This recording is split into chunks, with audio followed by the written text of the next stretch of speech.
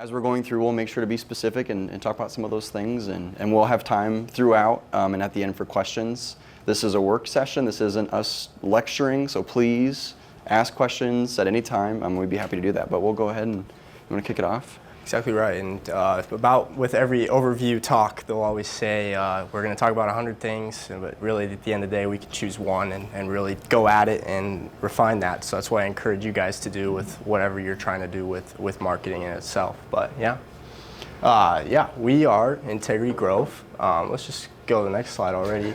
We provide social media marketing and web searches with an agile approach that drives real results. Wow, that sounds so good.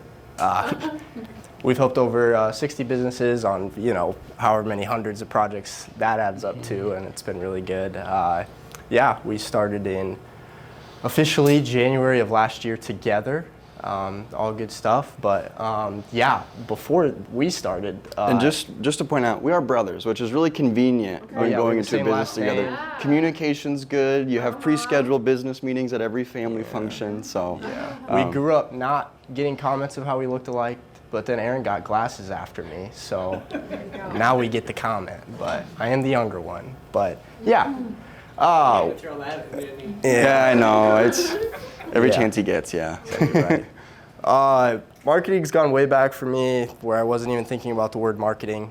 10 years old probably. I was watching this man right here, 6 years older than me, playing his Xbox, and he'd play the games. And if he did something cool or notable in that game, he would record it and then put it to music and then share it with other people because he thought that was cool.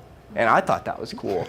I remember back when you couldn't record your screen, you had to record off your iPod. So what we'd do is we'd set the iPod in a tissue box to record the TV, and that was the best way we could think of recording the screen. Anyways, that interest came to me. I said, hey, can I do the same thing? And he basically said no, because there's only one Xbox and it's his.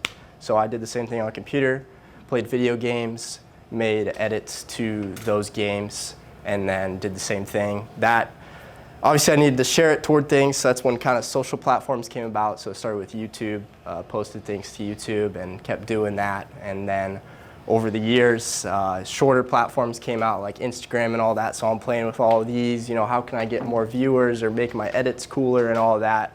So big production background. Then getting into high school years, I really went heavy on TikTok. I was a TikTok kid. I have that look a little bit, so, but I don't know. Made Iowa videos, just talking about Iowa. Whoa, look, relatable. Look at our pizza, Casey's, woohoo. Got to like 5,000 followers. It was so cool. And then I was really into computer and tech. So I made computer and tech videos around the age of 16, and that got me to 50,000 followers. And it just, wide amount of attention, and I was just having so much fun with it. Only really worried about the numbers at that time, not necessarily thinking about people and trying to market a product or anything. Then I kind of wanted to start something else besides that, so I started a clothing brand for a bit. And so everyone sounds like diving into small business a little bit, You're getting started about when I got started with the clothing. I want to take cool photos of the clothes I'm making. I want to play with the online platforms and try to get as many purchases as possible. That was fun for a few years. Sold a few hundred shirts, multiple countries. It was awesome. Got shut down by a company, but that's fine. I made some money off of that little dispute, so that was cool. End of high school came about. I'm like, what do I want to do? Do I want to continue trying to do this without school, or do I want to go into school? Well, I wasn't really making that much money, so my parents encouraged me to go into school. So I did that for a few semesters, and then I really got to the point where a few businesses really wanted video help quite a bit, so I kind of chose video or school. I couldn't really do both. I wasn't really doing both to the full potential. So I did choose video. Did it for a few years on my own, just saying, hey, I'm Isaac, would love to help you out. I'm one person, I'll be very attentive toward what you need, and was able to help tons of businesses in and around Ames, because I went to Iowa State. And eventually I was having bigger visions. I was lacking some capabilities I needed, and that's where I had Aaron and had him help me out, and that's kind of where we came together. But Yeah, you didn't just teleport here. How did you get here? So my experience, like Isaac said, I started making content on YouTube. I really enjoyed the video production process. I liked seeing, or figuring out why this post or video did better than this one, trying to reverse engineer it to then plan future content and do better there. So I had that interest all through high school. Went to UNI to study marketing. Graduated there and then got a job at the Chamber, Gross Cedar Valley. It was the Greater Cedar Valley Alliance and Chamber at the time, though.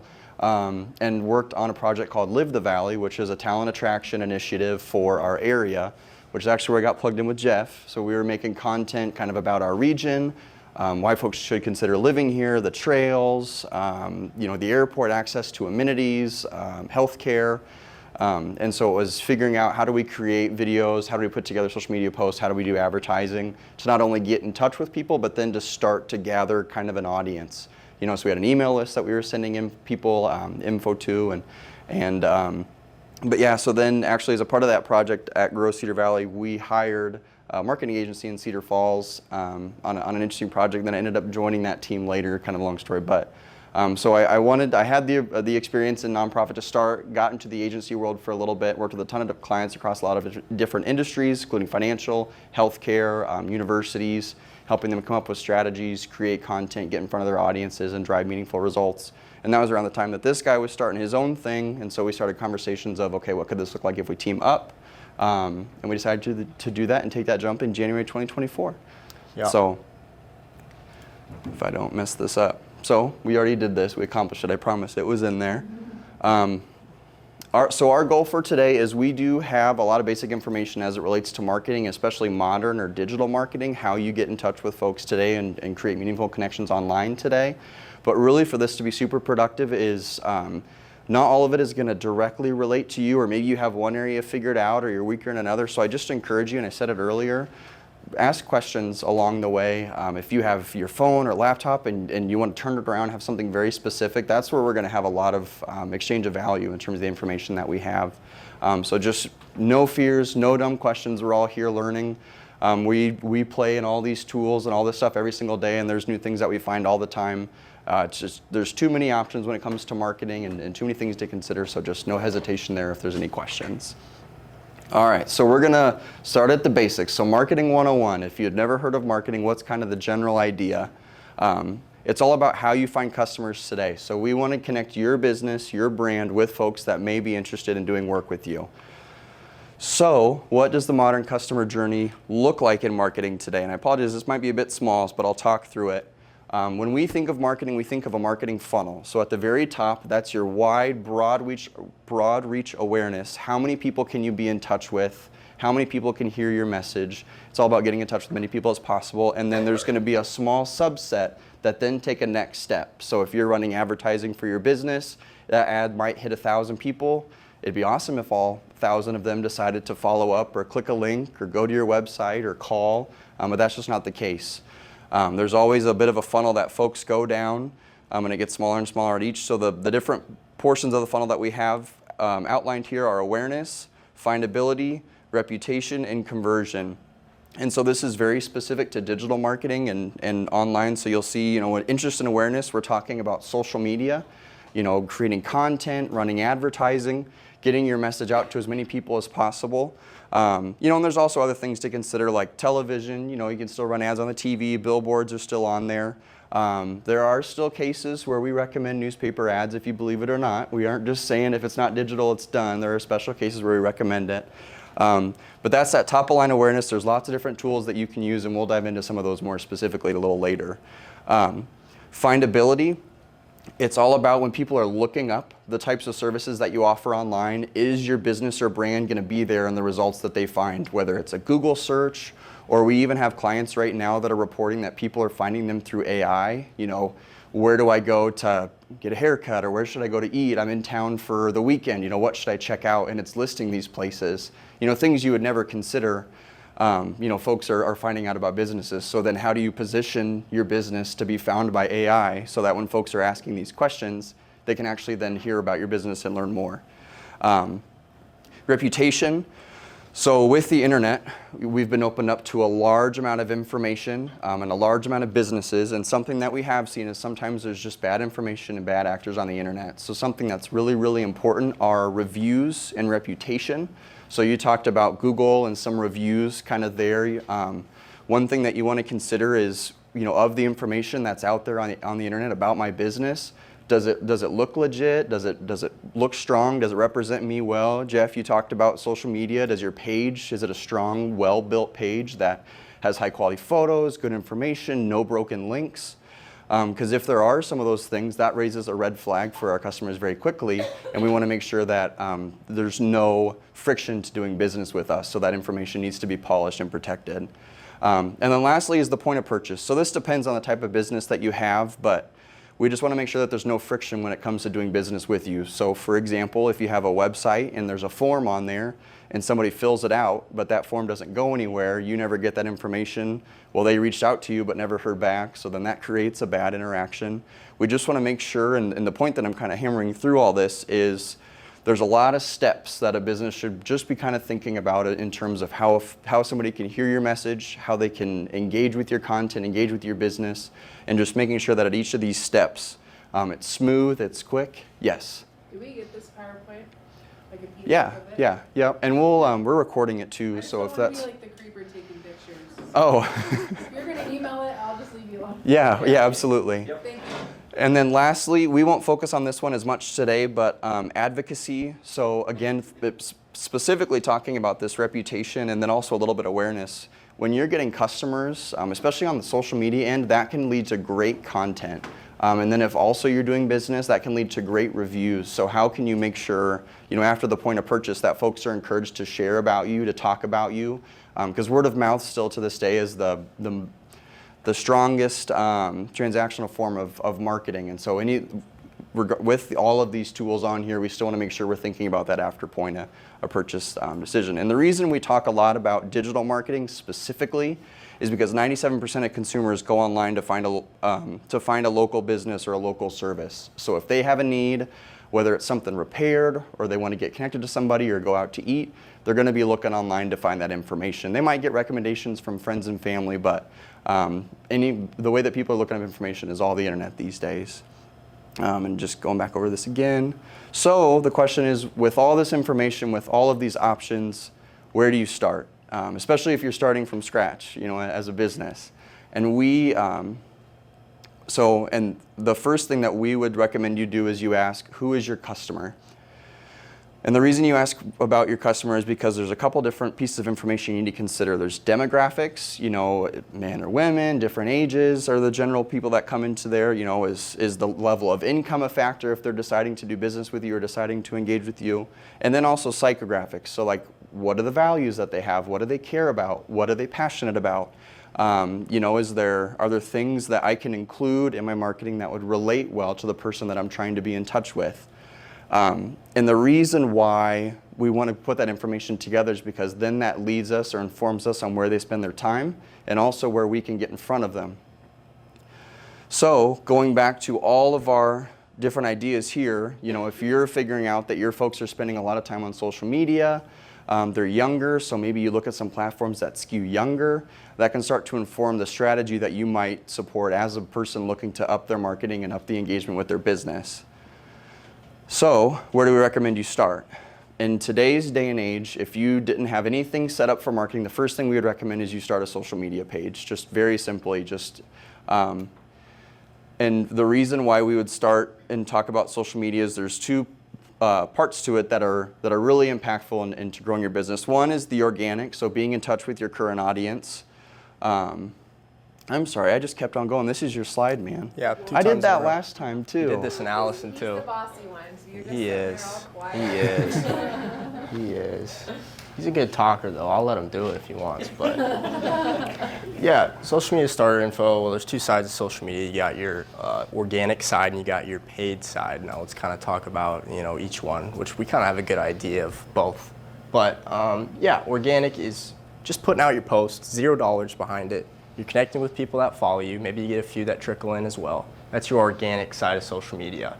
Very easy for a business with a $0 budget to start out at.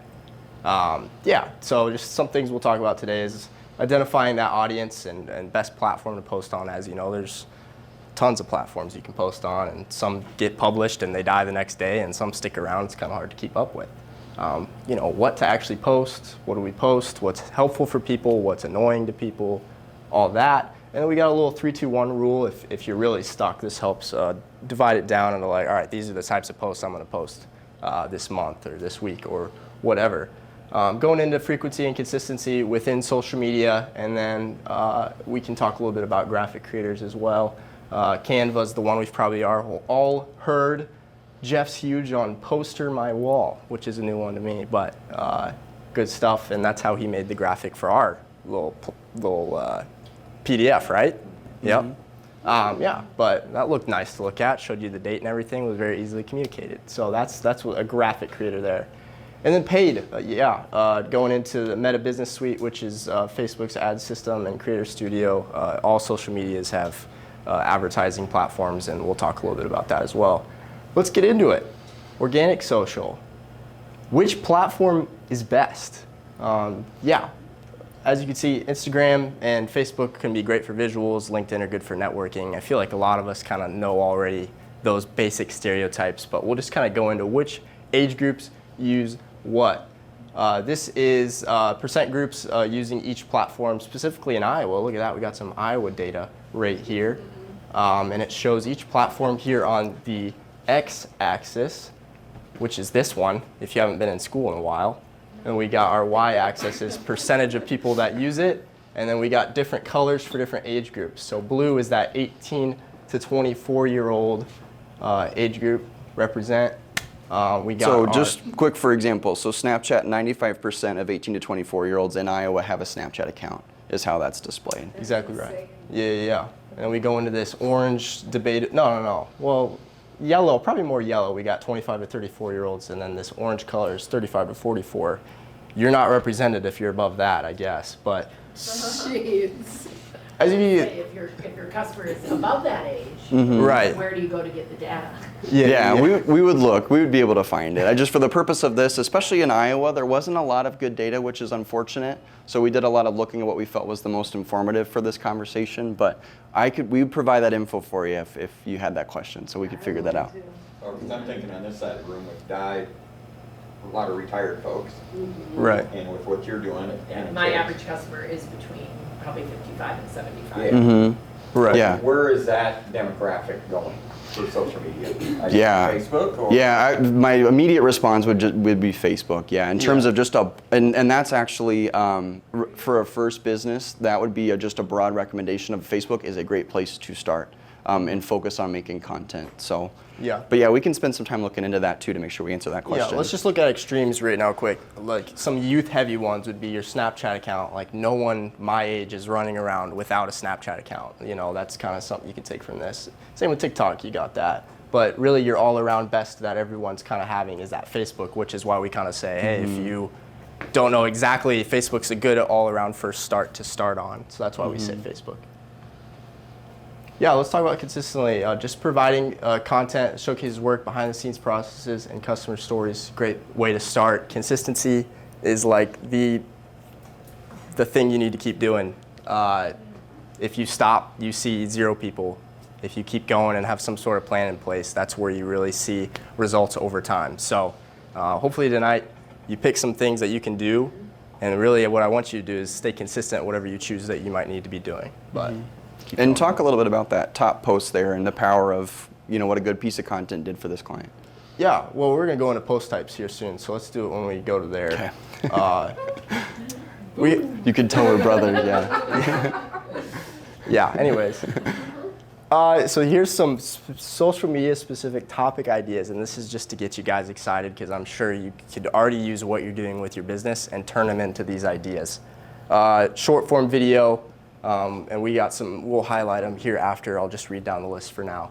Before and after, highlights of your staff, taking photos of your staff, of them working, and then them having a little blurb. Hey, it's this person, they love this, or you can kind of ask them some questions, and then tagging them, and then they share it to their post. That's how you can get some extra people that aren't following your account. You can get their friends in on it. So that's a great way to get beyond who just follows you is when you include tags. When you collaborate with businesses or collaborate with people, that's a great way to go beyond who you got followed. Product highlights. If you sell food, take a photo of that picture of food and be like, hey, this is how we made it. This one's gourmet. This one we might ship in, but that's okay, and all that stuff. Day in the life's fun. That concept can be a little harder to tackle, but you just record your phone and you talk about what you were doing at each point in the day. So 8:34 a.m. I woke up. 8:52 a.m. I brushed my teeth. I don't know what you're doing for those 20 minutes. But then I drove to the bistro, and then, I don't know, I fired up the dishwashers. I'm not familiar with the food scene. You probably wouldn't do the dishwashers first thing of the day. Yeah, there you go. That's smart. That's great. That's my least favorite step, Turn yeah. out all the equipment, but yeah. Anyways, people are just interested in the average day, so that's one I've seen popping up. And just talking about it, you guys are probably clueless, what is that actual idea, but it's just kind of the fun of just thinking of this and thinking of ideas. Q&A. You get questions for your businesses all the time, probably the same ones. When do I open? When do I close? All that. You can use those questions and turn them into posts. You can either take a phone video of you just actually answering the question, or you could post a photo and then answer in the comments. Question and answers that you're getting every day are a great way of things to post. If you don't have any business, which some of us might not when you're thinking about starting a new business, you can go on the internet and search what might people be asking me if I were to have people asking me questions, and you could just use that list to make content as well. In the action stuff too, I love just, we all do a business, we all love our practices that we do, so it's kind of fun to take a photo of us doing the thing we do and post it as well. But those are some ideas. Now let's break them down a little further. Can I just jump in super quick? So the reason we have short form video underlined is right now getting into a little bit of the algorithm stuff when it comes to social media is with the rise of TikTok, all of the other major platforms, Facebook, Instagram, Twitter, all of those, or X, they saw a sharp decrease in the amount of time that people were spending on their platform, which that's all the platforms care about, is people spending time on there and as much time as possible. And so what happened was when TikTok came out with this short form video concept that people could watch a lot of videos very quickly, it was high attention, high engagement, they said we need to make our own versions of this so that we capture some of this attention. So Facebook and Instagram came out with Reels, YouTube even came out with Shorts. They came out with all of these because they want to compete with them. So the organic algorithms on all these platforms favor short form video content, videos that are less than a minute. You don't have to do those crazy, high engagement, fast cut stuff, but just sharing little bits about your day, about your business, about your product. That's just what the algorithms are favoring at the moment. So that's why we have that one underlined. Yeah, and how many of us probably saw a short form video, that style of video today? I mean, I know I did. Are you guys on your phones over there? You see short form videos all the time. I mean, that's the ones where you're seeing people from everywhere that you don't even follow. That's where you're getting those views from. So a lot of people are talking about how can we look beyond our page followers. Short form video is another huge way to do that. So a recap of how to go beyond those page followers would be tagging people that you include in your posts to go to their audiences, as well as making short form content is too there. Before and afters, a lot of service-based businesses, you got a product before you come in, and you got a product after you come in that you want to show off. And it's really easy because you don't have to go out of your way to record yourself or record your staff or anything. It's literally just documenting your service or product. So this is a kitchen. It is fine on the top, but man, does it look a lot better on the bottom. And it's just a really quick indicator. You look at that for 0.1 seconds, you're like, wow, that bottom's way better than the top. And the kitchen business gets great reputation from that because you're just showing your product raw and to the world, just right there. This is a tree service company, same concept. On the left, there's tons of dead trees in front of the house. And on the right, there's no dead trees in front of the house. That homeowner's probably thrilled. Even got it stump ground right there. So there's just nothing, and it looks all good. It's cleaned up. They did a good raking job. I love posting these just to show that, hey, we do a good job. We're not afraid to hide it. Here's the result right there. So that's a before and after. This gets into short form video. If we click that, this is an example of what we mean by, yeah, what you got? Just before I forget, Yeah. you were talking about posting videos and stuff. Are hashtags still important? Yeah. What do you got, Aaron? You sound like I just put them on all my stuff, but like, Yeah. does that still matter? There's still there's value to them. What we've seen is they actually prioritize less. So they want your hashtags to be very specific, and they want you only to use a few of them versus more, if that makes Like sense. less than 10? Well, probably less than 5. It depends on the platform, but you're not going to get like super dinged because of hashtags, unless you're using like are we No. talking like a lot? No. Oh, okay. I'm Okay. probably using like 10.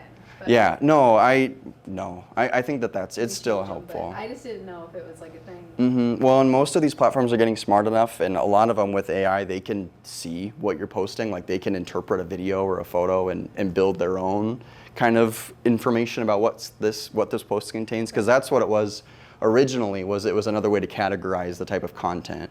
So you had a photo, you had your description, and then you added the hashtags. So then it kind of knew, like, okay, this is where it might be located or in association with this business. Does that make sense? So I should just probably drop them. Yeah, a couple maybe are okay, but not as important as they used to be. I will say that. Yeah, Good to know. I see businesses using them as like taglines, which is kind of fun. So like the first one I think of is Landis, which is, they got grain bins in about every town. They do hashtag the Landis way after every single post or every few posts. And that's kind of, I recognized it right now and I'm able to recite that to you. And now we all thought about Landis. So kind of good marketing there, but the actual hashtag, I've seen the usefulness of it go down over time, and it's not something that I'm really prevalently thinking about all the time. But yeah. Sounds good. Let's go into this short form video example. When I kept saying that, this is exactly what I mean. So pause quick before we start. This is one of our gym clients at Ames. Be quiet. And Sorry, this will be quiet, but. yeah, we'll be all right here. And what we did is they do deadlifts in their class, which I don't know if you're familiar with lifting, but just like a squat type of thing. Not really, but You're not going to show us? no.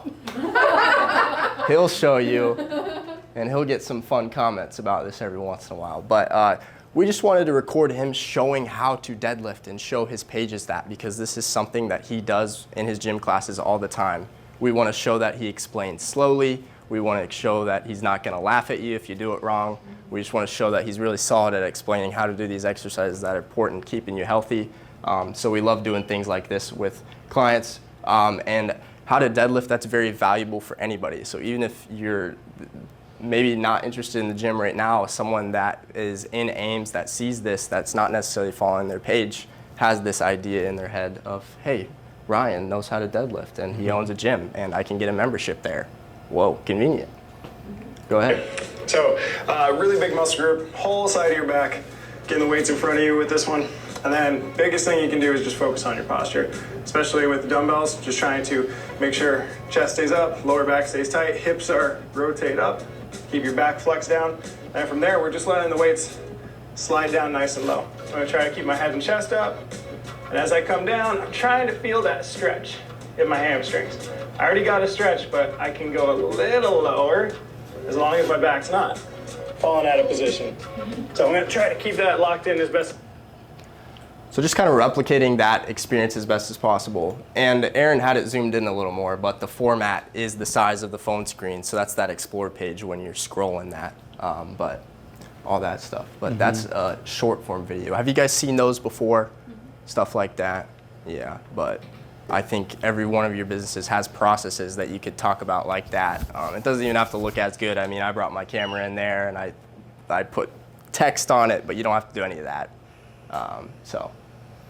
Yeah, so this is that 3-2-1 rule I was talking about, and this is just if you don't know what to post, here's kind of a good balance of different posts that you could be posting. So you got 3 value posts, so like just giving value to your audience. It's not necessarily a sales goal of like buy this, get that. It's like how our food is made, how we travel, best case, where we look to go and stuff like that. Just giving people value where they don't necessarily feel sold to, where they feel like they're learning something, where they feel like they're being entertained. Have that be 3 of your posts in this 3-2-1 rule. 2 is that community relation building posts, so relating to other people, showing off that you're gathering a good, facilitating a good group of people, including community. This is where you could be tagging people and all that and getting them excited about getting attention to your page. 2 of those kind of community building posts. And then I get that we want to sell stuff too. Social media is less about that, but it is still important every once in a while. That's why we only say about one offer or promo post. Hey, we want you to do this. Look at this. Get excited. And the hope is that these 5 posts, they build enough trust and attention over time to where they give a heck about this. If you eliminate this, they're probably not ever going to give a heck about this with 0 reputation. So that's why we always want to have these other 5 posts going as well. And if you do have different offers like daily specials or things, there's different ways that you can filter this in. Maybe rather than every day posting what the special is, once a week at the beginning of the week, have the post about what the specials are so then it can live that whole week and people can see that. And then also as they're thinking through different plans, they can then schedule ahead and just be informed with the decisions that they're making. So there's just different ways to work that in. Yeah. What's a good repetition, like, 1 post a day, 2 posts a week? Because I know that matters. Yeah, we get asked that question a lot, and the unfortunate answer is it depends. But the answer that we'll give, just because people would like an answer, is if you can be consistent with at least 3 posts a week, that is awesome. You're going to be far and above other, especially if they're high quality posts, some videos, well-designed graphics. You're already going to be ahead of a lot of the other competition that's out there with small business and a lot of that reach. So it depends though. We would always say, as long as it's good content, the more the better. If you're just throwing out post after post after post and it's annoying, it doesn't make any sense, people are finding it weird or odd, obviously that's not helpful. So that's where that balance comes in at whatever's doable if you have help or if you're trying to do it yourself. But yeah, the 3 is a pretty good answer a week. Start there. If you're consistent, and you can always step it up. So I'm bad at remembering or taking the time to do them, but like this week I did post all my specials all today for the rest of the week. Yep. Then is it better tomorrow than to highlight what the special is, like to remind people, or you just expect them to go back to the original post? So what I would recommend in that case, if you're able to make a post for tomorrow, rather than making it another, was it a graphic that you posted with the different specials? It has the food. Has the food on there? Yeah. Well, and so that's what maybe I would recommend, if it could be a video of you or a staff member that created it talking through, all right, everybody remember today's special is this, we make it here, this is where we source this, more informational about what the special is versus, hey, this is $9.99 or $12.99 or whatever. Making it engaging, a little bit of like the educational and informative that Isaac was talking about. And then too, if you wanted to, depending on how crazy you wanted to get, the entertainment side of it, trying to make it funny or engaging, that's where people can have a lot of fun with the content. So that's maybe the lens I would look at it through. Okay. Yes. Can you talk about the benefits or not of pinned posts on Facebook? Yeah. So put simply, a pinned post is whenever somebody would go to your profile, it's automatically that first post that's on there. How are you currently using it, or are you currently using it? Yeah, that's how we're using it, but I've had a lot of businesses ask me too, like, oh, should I pin this post, should I not? It's like, well, I'm not sure if that's the direction you want to go for this necessarily, but if it were me, I would rather see this pinned because that's the information I'm looking for. I think it's just kind of hard sometimes. They don't know if they should or not on the post. And again, one thing I've learned in marketing is often the answer is it depends, which is not always super helpful. But like I would think for a business, if something major like the hours changed, or there's a new owner, or there's some big announcement that needs to be at top of minds for a while, because there is truth to, if you post, it's there for a little bit and then it kind of just goes away. But if there's something significant that you want to live or have beyond there, or just some really great foundational piece of content about your business that did really well, those would be good examples of what I could recommend doing the pin post for. But the minute that information is outdated or needs to go, that needs to go away, because it can be confusing. And again, talking about not trying to have friction when people are engaging with you, if they see that this is a pin post from 4 years ago that doesn't make sense anymore, that's going to be kind of weird. So just trying to manage that. Yeah, you can unpin it. Yeah, just as easy it is to pin, you can highlight it and go unpin as well. Yeah. It is your first interaction with the person on that page though, so it's something we've done as an actual use case a lot of times if we're working with someone newer, is just a welcome video, a timeless video about their business from afar. That's never going to change. Always a good way to be like, oh, this would be a great first place to show them. Another one would just be like, if you have a video you're really hyped about and you got a lot of attention on it or something, or it really just shows off your business in the best light, that could be your pinned post. And it's just kind of a fun way to like give them a preview of what you're posting here. So That's how we use pinned posts. So. It's actually, that is a good point. The first piece of content that we always do with a new client, whether they've been in business for 0 days or 1,000 or 10 years or whatever, is we always do an overview video, just a 60 to 90 second video of who are you and tell me about your business. Because you need that foundational piece of content out there, people to engage with, and especially if you already have an audience and you've maybe not been so great at posting or been inconsistent, it naturally creates some engagement and buzz and sparks some momentum with the content, so that subsequent content after that continues to do well. So that's what we always start with, and those always do really, really well with the types of businesses that we're working with. So Yeah. And one note, I mean, we talked about this 5 minutes ago. We talked about that 3 posts a week number. With that being said, if you've never posted anything before, start with 1 post a week. It's better than 0. Like I said, consistency over 0. So if 3 seems like a lot, which is around 12 a month, do 4 a month. You know what I mean? Give yourself that jump before we get to that 3 number. So that's kind of what I'd say there too. What about pre-scheduling a lot of your posts? Yeah, That's yeah. what I usually do. I'm like, okay, I know most people take lunch at 11. I schedule them to come out at 11, so then they're eating their lunch, they're scrolling through Yep. because it's recently posted. Oh yeah. yeah, absolutely. Is that smart that I'm doing that? Like, Yeah, did it and come we because I know even- people are picking up their phone. We have a slide later about scheduling as a recommendation, so absolutely, yeah. 100%. Very smart.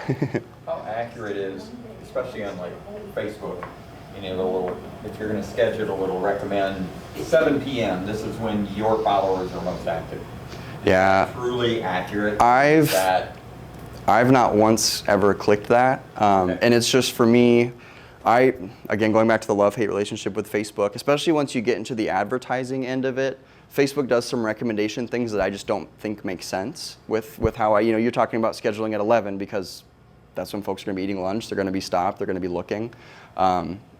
So I would trust that over, I'd say, just go at that time. There are some scheduling tools that we'll have in here later. Some of those can actually tell you, it'll give you kind of a heat map of the different times of the day that folks are the most active. I would say I'd rather trust that because then you can kind of correspond that with what you would think or feel about your strategy. I would recommend that over those times that are on there. So, yeah. Have you used those before? Have you seen anything with that you've I liked? haven't used any of the third-party ones, but Yeah. I've had some restaurants that have asked about the idea of scheduling specials ahead of time so that, to your point where you said people can plan. Yeah. Sometimes it's nice to real quickly bring it up and see what the special is today, Yeah. but sometimes you gotta search for that. And to the point somebody brought up that if you're not keeping those current, Right. I always wonder about the restaurant. I'll see them, they'll get into what's the word I'm saying? Rut. A rut. Yeah, that's a good term. They'll, for like a week or two, every day they'll post their specials. And then they'll go 2 or 3 weeks where they're Without. silent. So I'm like, are they closed now? Yeah. Right. That's very true. I feel like it's the consistency, like, Yeah. you gotta stay Yes. every route, Busy. Mhm. I know. Well, and that's where they talk about the number. I know. Yeah. Yeah, that's where they talk about the number. Ahead of time makes sense. And And I could be everybody's wrong, space is I'm not in the different, restaurant like business, me, so- but I would doubt that at 7 in the morning, you're deciding what you're gonna have for special that day at noon.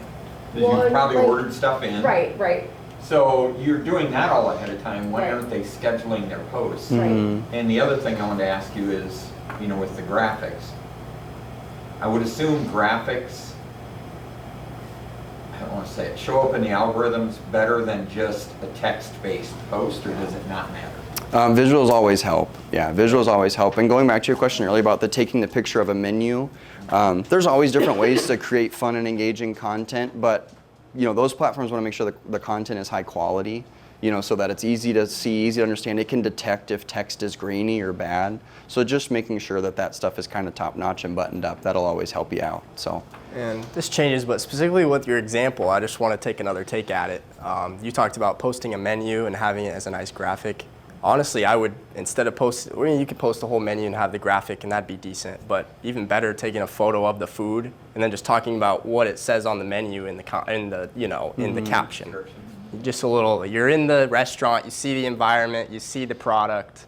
That'd probably be my most engaging post there. But having a menu pinned, I don't see why that's bad at all. And Except for, I have never, if I put a menu on, sometimes I've forgotten to take the old one off. Exactly Yeah. right. And then someone was in the other day and they're like, oh, well, the Yeah. price is different. And I forgot, I didn't realize. Exactly I know, it's right. hard to keep So- up with. Yeah, absolutely. Where a food item, you know, if it got posted 2 months ago, they probably would understand, hey, that might not be around. It Right. could be, Right. you know, but yeah. So that's kind of why I like that more too. One But thing I've noticed too is, especially the national chains, which I get it, they have highly paid marketing folks doing this, but their posts, when they show up in my feed, they have that look. I don't even have to look to see that it's, I'll use it, Texas Roadhouse. Just by the look of that graphic, I know that's Texas Roadhouse. Yeah, yeah, they And do I a good think job. there'd be some value to that. yeah. Right. Right. Yeah. Have it's- consistency in your Style. image and your And style. I always put the grass in the Yes, you background of do. my food, Yep, just you so do. people You do know a good it's job. mine. Yeah. Yeah. Instead of using a photo from Google that Right. happens a lot. Yeah. To me, stock photos is a cheap way out. Mhm. Plus, Well, and you're talking local businesses. Like they want to see who the people are, the location. Yeah. Yeah. Sorry, I cut you No, off. I was just saying, you can Google handballs and it'll be Hy-Vee and someone else has them on their Facebook that they're having them. I'm like, if I'm gonna have handballs, I want them to be my handballs. Right. You know what I mean? You wanna know what you're, Yeah. or I'll put an asterisk and I'll say, I'll post a picture later, but here's Yeah. corn nuggets from the picture that I got from Yeah. Martin Brothers or whatever, but yeah, I hate that when Should people use other I, photos. should I go into my scheduling little 4-step talk quick, just since we're on the topic? To you. All right. Isaac's feeling inspired. I'm feeling inspired. Good.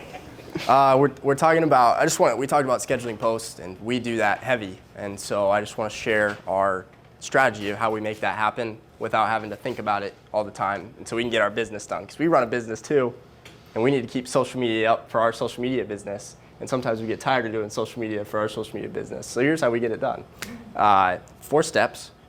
We break it up into 4 little sessions because it's overwhelming and we want to do it over time sometimes. But first one is strategy, thinking about what we want our customers to know. What are we excited about? What's up and coming? Anything. We're just thinking about what do we want to post about. Think of, our 12 ideas for the month. Now you have a list of those 12 ideas. Our next step would be producing that content. So you kind of pick an hour or 2 of your week and sit down and get all these posts done. So remind me what you girls are doing over there. Twin creations. And- Sublimation. Say what? Sublimation. Gotcha. What? I don't know what Yeah. sublimation is. It's like printing, like Screen be like- printing and something like that, just a different form. A different form of screen printing too, yeah. So one of them could be a photo of you doing that. One of them could be a video of you talking about what sublimation is, because it sounds like a lot of us didn't know it. You see that? A foreign word to me. So producing that, taking an hour or 2 to actually taking that photo with your phone, or actually doing a video of you talking about that and getting those done. So now we have your post ideas done through strategy, and we have them made from producing it. And you're probably tired, so take a little break and come back to it another time. And this is your post-production and scheduling.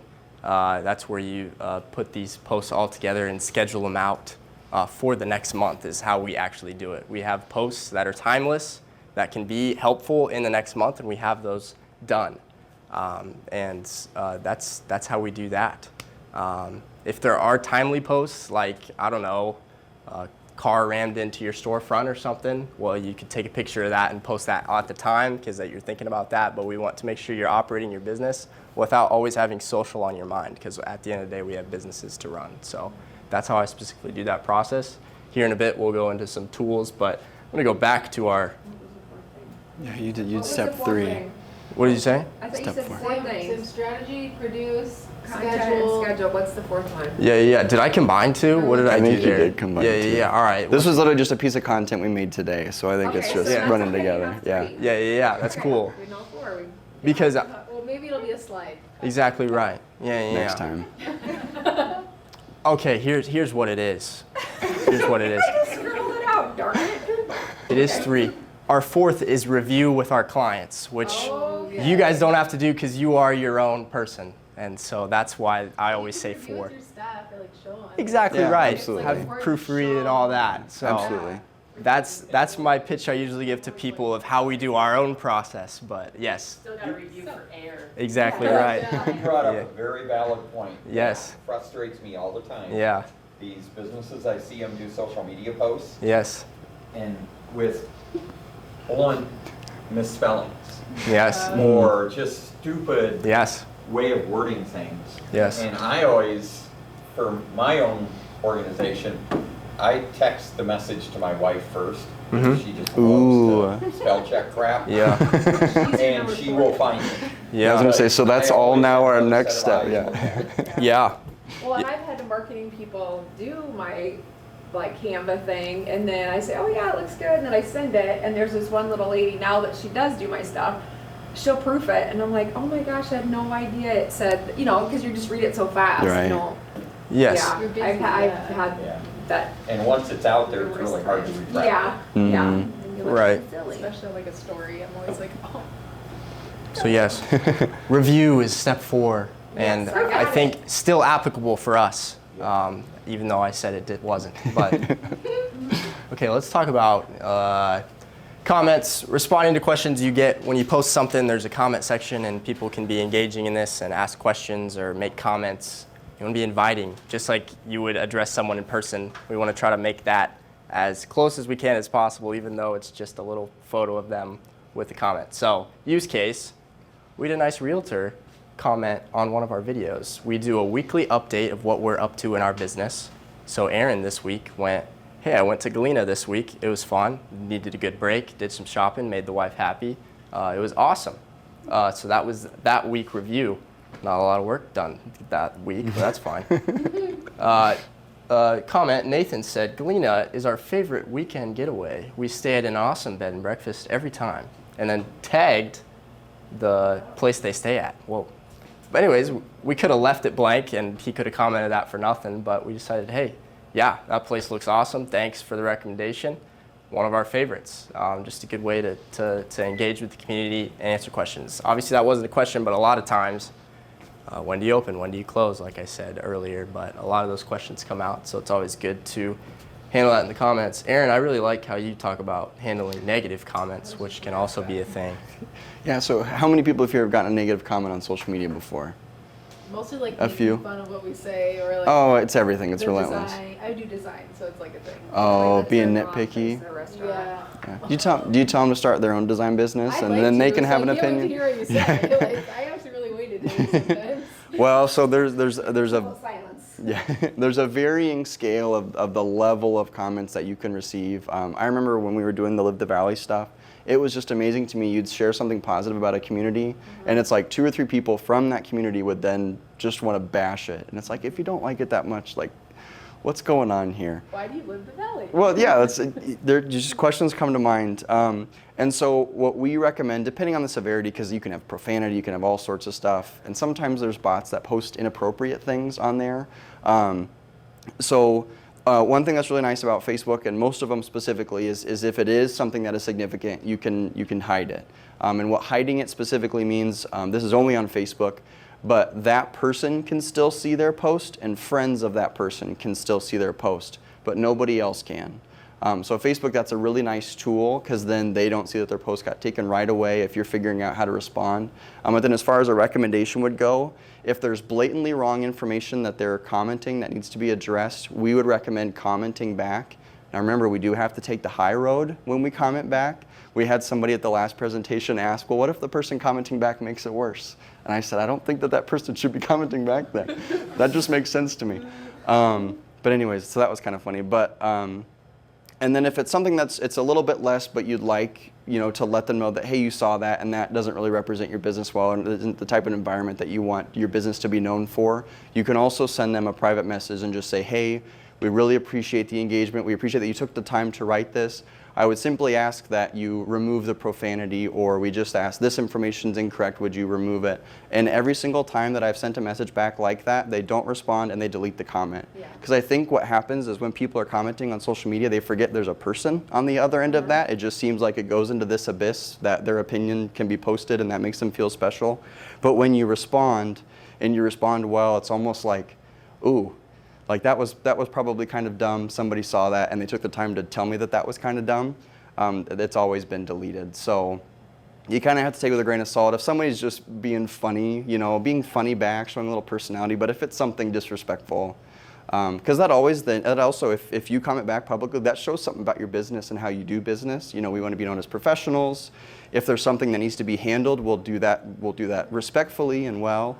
So all of these little micro engagements build into, you know, what Jeff was kind of talking about earlier, the look or the idea of what your brand is all about. So that's what I recommend. And then also just something too about posts and comments. The algorithm loves engagement. Social media is all about connections between people online, so they want to see conversations. You know, so I'd encourage you to, in your post, don't be afraid to ask questions. You know, have you tried this item before? You know, have you visited our website before? Have you seen this before? You know, anything to kind of get the conversation going. And then if somebody does take the time to leave a comment back, and it could just be, you know, thank you, you know, something simple. But we always recommend trying to keep that conversation going, because that just helps your post organically reach more and more people, which is free, which we like. So. Is it still like a thing, like on your own business page to go and like comment and like on other people's stuff? Does that boost your business or not really? So are you like saying engaging with other places, like S319, if I go and like comment on the landmark, oh that looks so good, great, or I like other people's things, does that? So algorithmically, they would never tell you that it does, but I would just tell you simply, if you comment on another business post, anybody that would see that business's post would potentially see your comment. You can't guarantee it, because sometimes they'd have to click view more comments. But yeah, if you get conversation going, that's a great little hack. Okay. Is if you have a little group, and actually you can talk about groups a little bit, that kind of just help and engage, and maybe you all have it scheduled to work on your social at the same time, so you can all get it tackled at the same time for your weeks and build that engagement. But you've had luck with Facebook groups and clients. Yeah, exactly right. Before I talk about that, did you mean like doing it on your own, commenting on people, or like making a joined group? Well, I get the group thing, but I was mostly meaning like, does it matter to engage on your business profile? Like just scrolling on your business profile and actually engaging with it. I always relate it back to, you know, I'm so diving into local social media and local social media strategies now. I relate everything back to how does a community work. If I show up somewhere and make comments somewhere in person, they're gonna see you and remember you. I think of that exact same digitally. So I kind of talked about this workflow that we're doing of scheduling posts. Add one of those, hey, spend 30 minutes responding to comments and scrolling around seeing what other community members are doing. And if you're hyped on a project that's coming out, new parks being built, someone posted about getting baptized or something, like talk about, oh, that's awesome, good stuff. You know, just showing up and engaging just like you are here tonight. I think of it the exact same way with local stuff. Mm-hmm. Sorry. Yeah, go ahead. I'm just thinking of the businesses that are in the room, like Die with people that just went on a bus trip. And how can they interact, or maybe at Hen and Chicks, or any of the businesses, maybe somebody had a birthday party at the restaurant. How do they tag to engage, share their experiences? For example, you just had 30-some people that went on a bus trip. How do they share the photos they took on the trip, but also engage with other people that are following your page, or vice versa for you? You're talking about encouraging your customers to post their experiences? Yes, if you're an experience-oriented type business, which most of these are. Because they can't post pictures on my site. No. But they can tag your business. They can tag you. They can tag. And is that still something? Yeah, that's great. I have a buddy, he owns Grid Lounge in Cedar Falls. I don't know if you ever heard of that. It's a racing simulator, kind of a cool deal. But he has a thing, and I keep telling him, you gotta talk about it, or else people aren't gonna do it. If he says if you either share a Google review or take a photo and post it on Facebook and tag us, either of those, either your next drink is free or you get $5 off the next time you show up. Which that is by and far worth the $5 to have somebody share to their personal circle, to their friends about your business and why. And then also if their page is public, you would be able to share that back to your page too, just expanding that reach a bit. So we definitely recommend that. And that gets into that advocacy piece at the end of that funnel about how do you, after somebody's already purchased your business, leverage their audience and them as people to recommend your business to more. So especially if you have them captured on a bus, we're not going to let you out until you take a picture and post it on Facebook. Or is it weird to, like, sometimes I've seen people post like, oh, I got this at 319, I love my new lamp, whatever. Like I've commented before, oh yeah, at 319 is a great place to shop. Like I've done that. Is that weird? So are you saying Like, they don't include your tag or anything? They didn't tag me, but I like follow them like as like on my personal. Before. Is that weird? So yeah, no, I think that's fine. They said my name, but they just didn't tag it. So then like in the comments I've So I would do that, and then also if their page is public, which when you sign into your business page and you go looking for them, if you can't find them, it's not public. But if you can find them, I would share that post, because one, again, it's a testimonial right there for you. It goes towards one of your posts that you're putting out, and it takes 2 minutes of your time to do that. So. Well, I found when we won the 10-11 contest, if I put Key Apparel, they have like millions of people, and then the Iowa Gallivant, he has tons of followers. So when you put that, tag them in it. So like if you girls sell shirts or something, or you know whatever that brand is, sometimes if you put that on there, like at Comfort all Colors, those, you know what I mean, like all of those people or whatever you get where you get your stuff from. Martin Brothers, I mean, I'll tag Martin Brothers and even stuff. with my own Yeah. products. Yes. I of course like if I have a page for the Nest and the Coop. Yes. And if you want to say tagging Hen and Chick Studio back and forth, then on the Nest it'll say Hen and Chick Studio with more than 12,000 followers has tagged you on a thing. So I know that Hen and Chick's followers are seeing the Nest. That's exactly. I mean there's and I mean on a city basis. If I hope a few people have noticed that Wednesday night is girls' night out in Conrad, and I said to the gals, I said, we all have to tag, specifically tag and share each other, because then you're seeing each other's posts, and all of their posts are showing up more in my feed just because of that. So there's power behind that. That's awesome. It's awesome. Yeah, great question. Yeah, best way to encourage that is a reward. You know. Yeah, you do. Non-monetary rewards is what we often recommend. Some sort of doing business with you again. Maybe they get some sort of deal or something. I wouldn't lock them on the bus and make them do the post to get out. Maybe that would cause more negative interactions than positive. But I don't know if there's. Probably cost me money too. Yeah, it might. It I might. have to go to each seat and help them. So I mean, I can just about imagine the buzz. So, but does that kind of answer, about that? That could be an example of what you could do. Yeah. Okay. Don't neglect your accounts. Jeff, you talked about earlier, restaurants post forever and then they never post again. And you're like, are they open? Or there's the power on? All that stuff. So just talking about that a little bit. Here's 3 mistakes that we saw on this construction company's Facebook page. We believe they're out of business. If you're related to these guys, I apologize. Yeah, don't tell them we're using them as an example. We didn't get their permission. We get a little nitpicky here a little bit, but we got circle number 1. We have this beautiful logo, but it's cut off. It just shows that you haven't taken the time to get it properly sized for Facebook. And we want to make sure that logo is fully in sight, so when they show up and see it in person, it's the exact same thing here. Just making sure that's up to snuff. Circle number 2, this is the date of the post. So you got your person that posted it, and then right below it shows when you posted it. April 14th, 2021. And we made this presentation this year, so that's a long time ago. It was funny, that was the last presentation date. So we were looking at that and said, that was exactly 4 years ago today. Oh, true. So that was a funny little coincidence. When we were in Allison, we got to say that. Yeah. But 4 years ago, are they doing business? Are they still up to snuff? Are they going to build my building with good, secure structure if they haven't posted on Facebook? Some people think that. Yeah, I mean, could be. It's just an instant thing. And then down here, just no reviews and advocacy. Now this is Facebook reviews, so you just choose one to go after, I'd say, as a starting point. If you got a lot of Google reviews, then maybe start being like, all right, let's do some Facebook advocates to Facebook deals to get some of those posts up there. But 0 reviews, they're not consistent, which we're talking about. We're going to be consistent. And a little bit of cutoff on the logo there. So just a few little errors that you can go through. You can have your kids look at your pages and say, what do you see errors-wise or anything like that. Just go through and make sure it's up to snuff.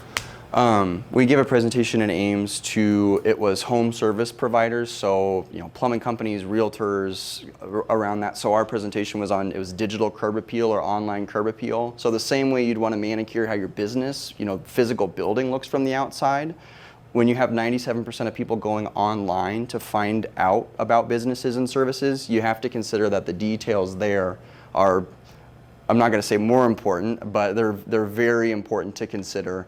That even little things like the picture being cut off, that is just something that doesn't take a lot of time, and it just shows that you took the time to make sure that that looks right and is professional. So yeah, some scheduling tools.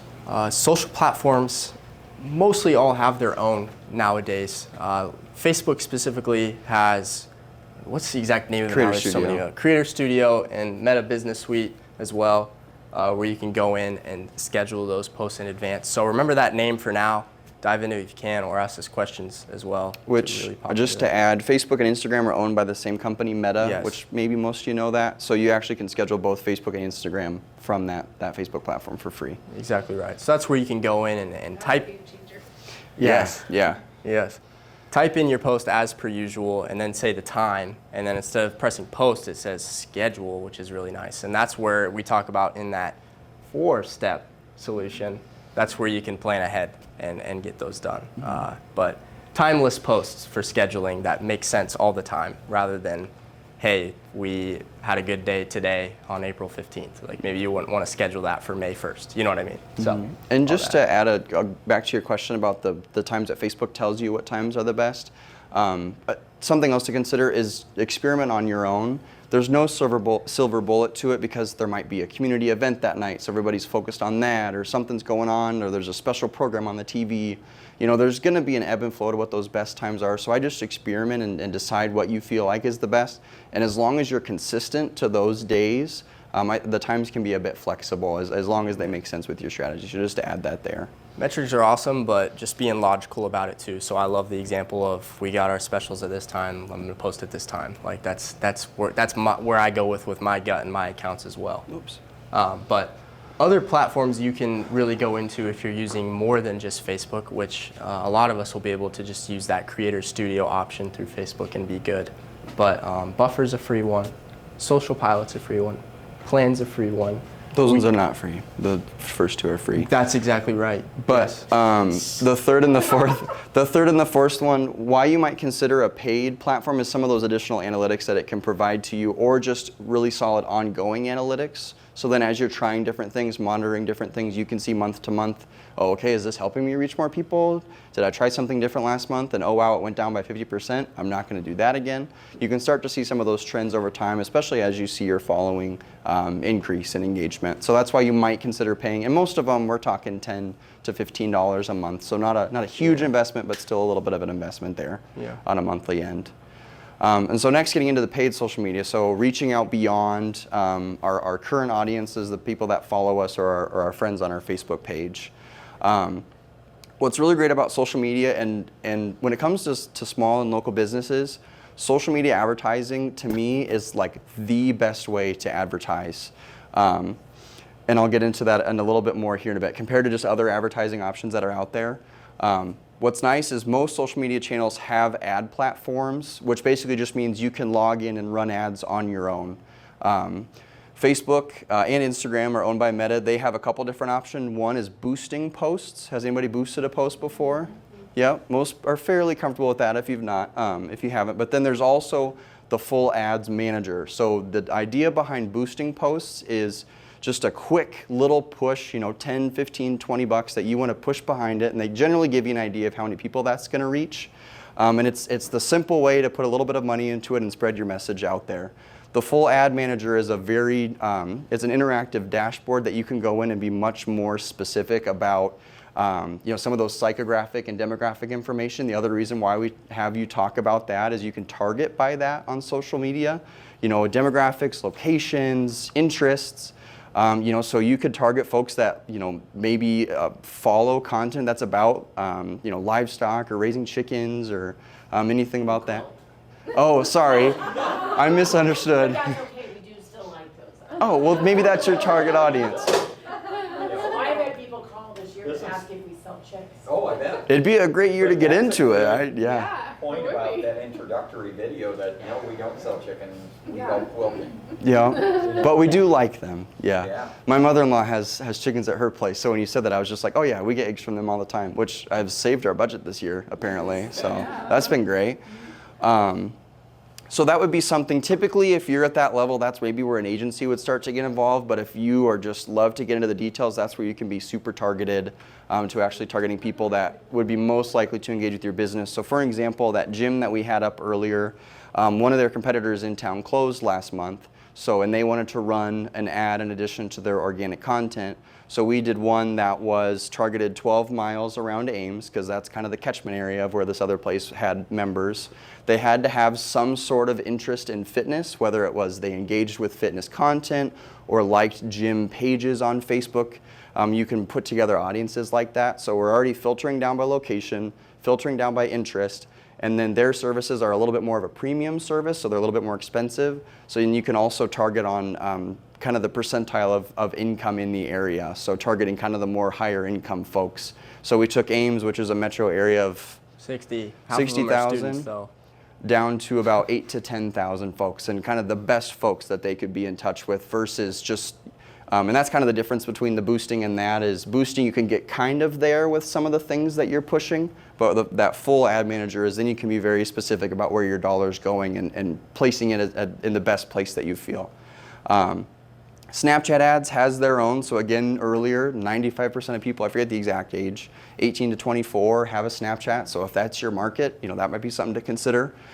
TikTok ads. How many people have TikTok on their phone? Just out of curiosity. How many people have posted a TikTok before or made a TikTok before? Awesome. Okay. Awesome.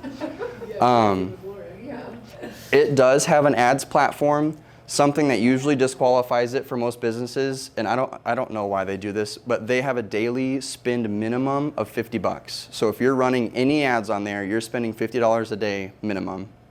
That doesn't make any sense to me, but that is what it is. Age group though, they don't want ads. So like if they had it cheaper, then everybody's gonna get, more people. It could be. That's a good point. Yeah, absolutely could be. That's my thought. I don't know. You have to have some sort of legitimacy behind your business and Yeah. experience before you're going to be investing.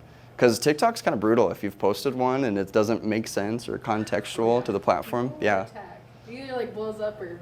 Yeah, I know. Well, and the thing about TikTok, why we don't generally recommend it as a starting one for businesses, is it's getting better, but it's not really location specific. It's more interest specific in what the algorithm thinks that you'll watch or you'll enjoy, which could mean somebody locally if you use some local tags, or it can mean somebody far, far away. Where Facebook and Instagram are much better about that, actually getting in front of local people organically. X has an ads manager, Pinterest has an ads manager. So with design, that might be something to consider. Big for me. Yeah, that might be something to consider. And do you use the ad manager currently? Well, I have a marketing person that does, yeah. That takes it over? Okay, awesome. I'm not gonna pretend I know anything. Oh, about no. it, Well, and my girl's really good at it. Perfect. Well, that's what you want.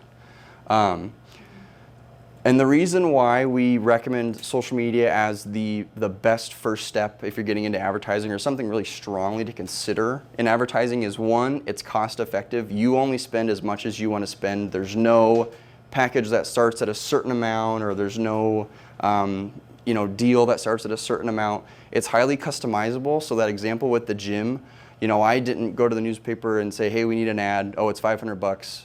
And then that's it. We were able to say and make a case for, we're going to spend, it was $150. It wasn't a huge amount of money.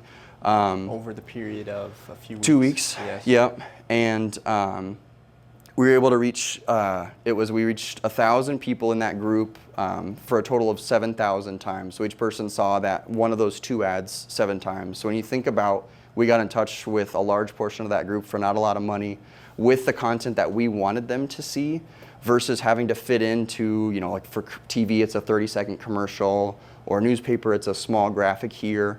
That's why we really, really like it, is because we can build a case that makes sense. And also the other end of social media advertising that we like is you can direct them where to go. So especially with Facebook, you can link clicks, you can send them to your website, you can send them to your Facebook page. The one that we did with Catalyst, since they're a little bit more of a premium option, is we had folks, if they engage with the ad, it would open a messenger conversation and have some preset common questions that they get. So for example, Catalyst, there's two sides to the business. There's the gym side for folks that want to be in fitness, and then there's also medical weight loss options. So somebody can kind of walk in and they can put together a plan that might weigh heavily one way or the other, or be a mix of both. So one of those questions that was on there was, what is medical weight loss and why is a gym talking about it? And that actually was the most engaged with question. So then one of our recommendations afterwards was, hey, there was a lot of interest in this. When we were trying to push stuff about gym, we should talk about running something for this as well. And so there's lots of different tools and features that you can use to customize the experience. And then again, compared to some of the other places that you can run ads, you can then direct, okay, this is what I want their next action to be. Whether it's, again, visiting my page, visiting my website, liking my page. If you're doing a Facebook event, you can push people to that event, hoping that they would respond to going to that event. So that's another reason why we recommend it.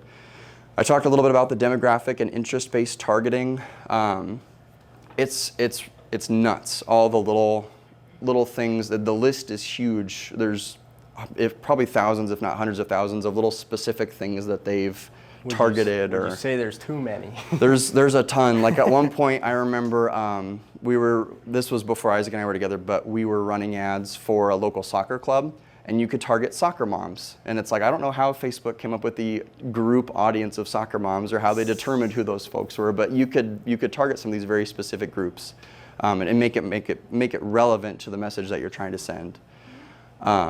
Fourth is immediate results. If you're running ads on different platforms or other platforms, you're offsetting it. Usually you're either not getting analytics back or you're waiting a month to get analytics back. Where with social media marketing, you actually can see that information day to day in real time. So for example, that gym one, again, just because it was super recent, we did a video and a graphic. The graphic just had what the deal was. The video kind of talked about the business. And we saw that the video was driving more of those messenger conversations. So about halfway through, we stopped the graphic completely and then allocated all that budget towards that video since it was performing better. Nope. And then lastly, ad platforms operate similarly. If you do dive into it or kind of get familiar with it, what's nice is once you're comfortable, most of the different platforms, if you're advertising other places, run similarly. They use the word campaigns, start date, end date, budget amount. So you can kind of become aware of how these work and say you want to jump into Snapchat ads. There would be somewhat of a familiarity. It would look new, the color would be different, but a lot of the tools would remain the same. All right, so we've talked a lot about social media. We're going to expand beyond it because this is a digital marketing presentation. It's not only social media. We spend a lot of time there because we really recommend it for small businesses, but there are other tools to consider. So the first thing that we recommend for a small business, either if you're new or starting, is your Google business profile is a must-have. It needs to be solid. And we have an example of it, which I didn't know who was going to be here today, but we have a good representation of a strong Google business profile. So thank you for that. Yeah, but Go Mom! I was going to say something about that. It's not good. Really? Well, the marketing company that I have would put the wrong hours on there, and I couldn't get it to switch, and they're like, well, we don't, whatever. So I had to go in and say I owned the business, do all that stuff, and it was like weeks, so it kept saying we weren't open at nights. It kept saying we were only open from 11 to 3, and I'm like, I could be losing business. So people would call and say, are you open tonight? And I'm like, that's terrible. Yeah. I'm sorry that happened. Going to your place. That's when you Yeah. hire the marketing place and you get your money back and you do your own. Yes. But You hire these guys. But yes, and I they do. seem better already. Google is, I know, because they give me all the analytical stuff, and I know that, Google is good for us. Yeah.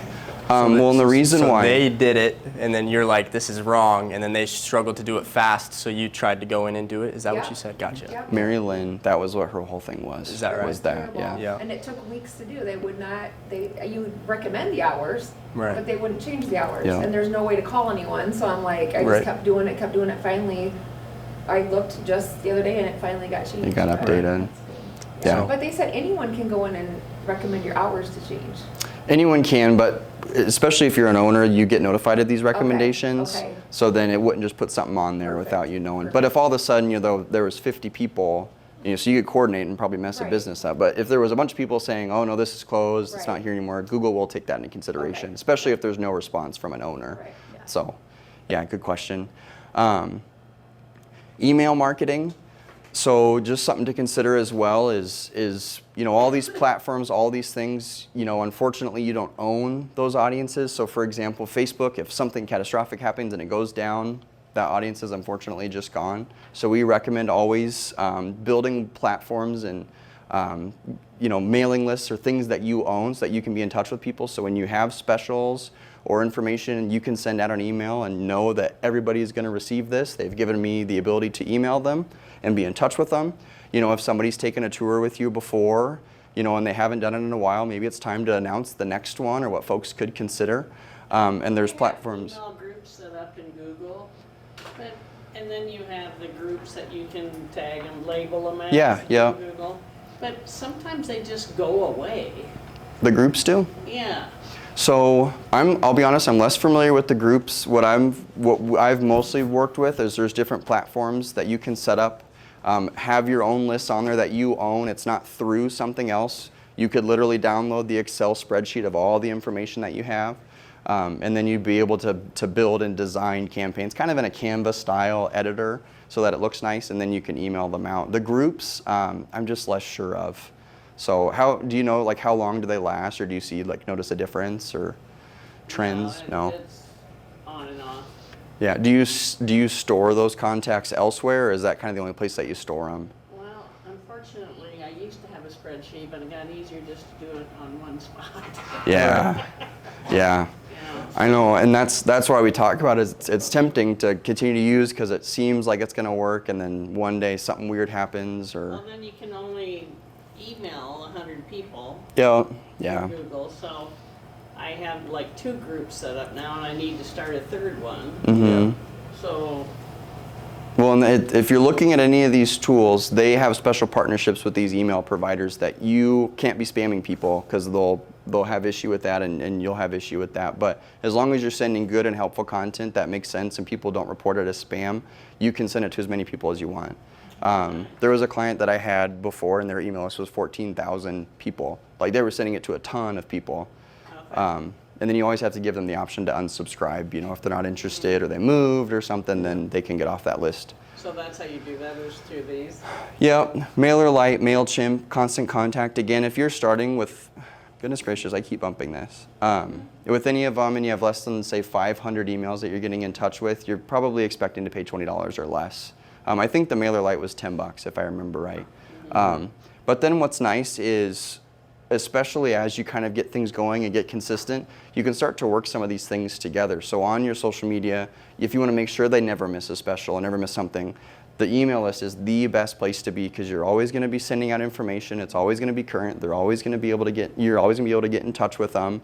And just let them know, one recommendation we have is if you're interested in the email marketing side of things, just being honest about how often you'd be in touch with folks. So for example, when you say sign up for my email list, I would say, or something along the lines of, we won't send you more than 1 email a month. It will just include this type of information so that they can kind of know what to expect. We don't recommend emailing somebody every day to start. That usually doesn't go well, but just something to keep in mind.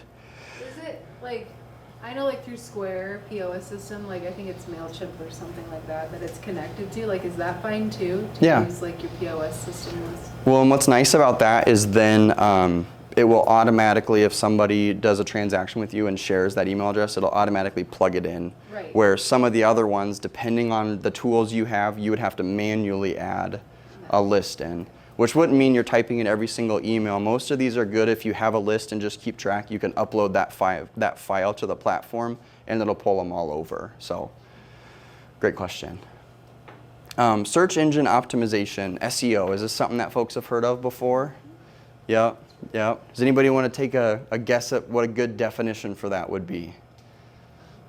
Go for it, yeah. It's using the words that most people would use if they're Googling your product. Yep. So for quilters, they're going to Google fat quarter or lap size quilt, gift, quilted gift. I have lists of words. Or the name of the fabric line. Fabric company name, designer name. Great. That's so. Into your shop.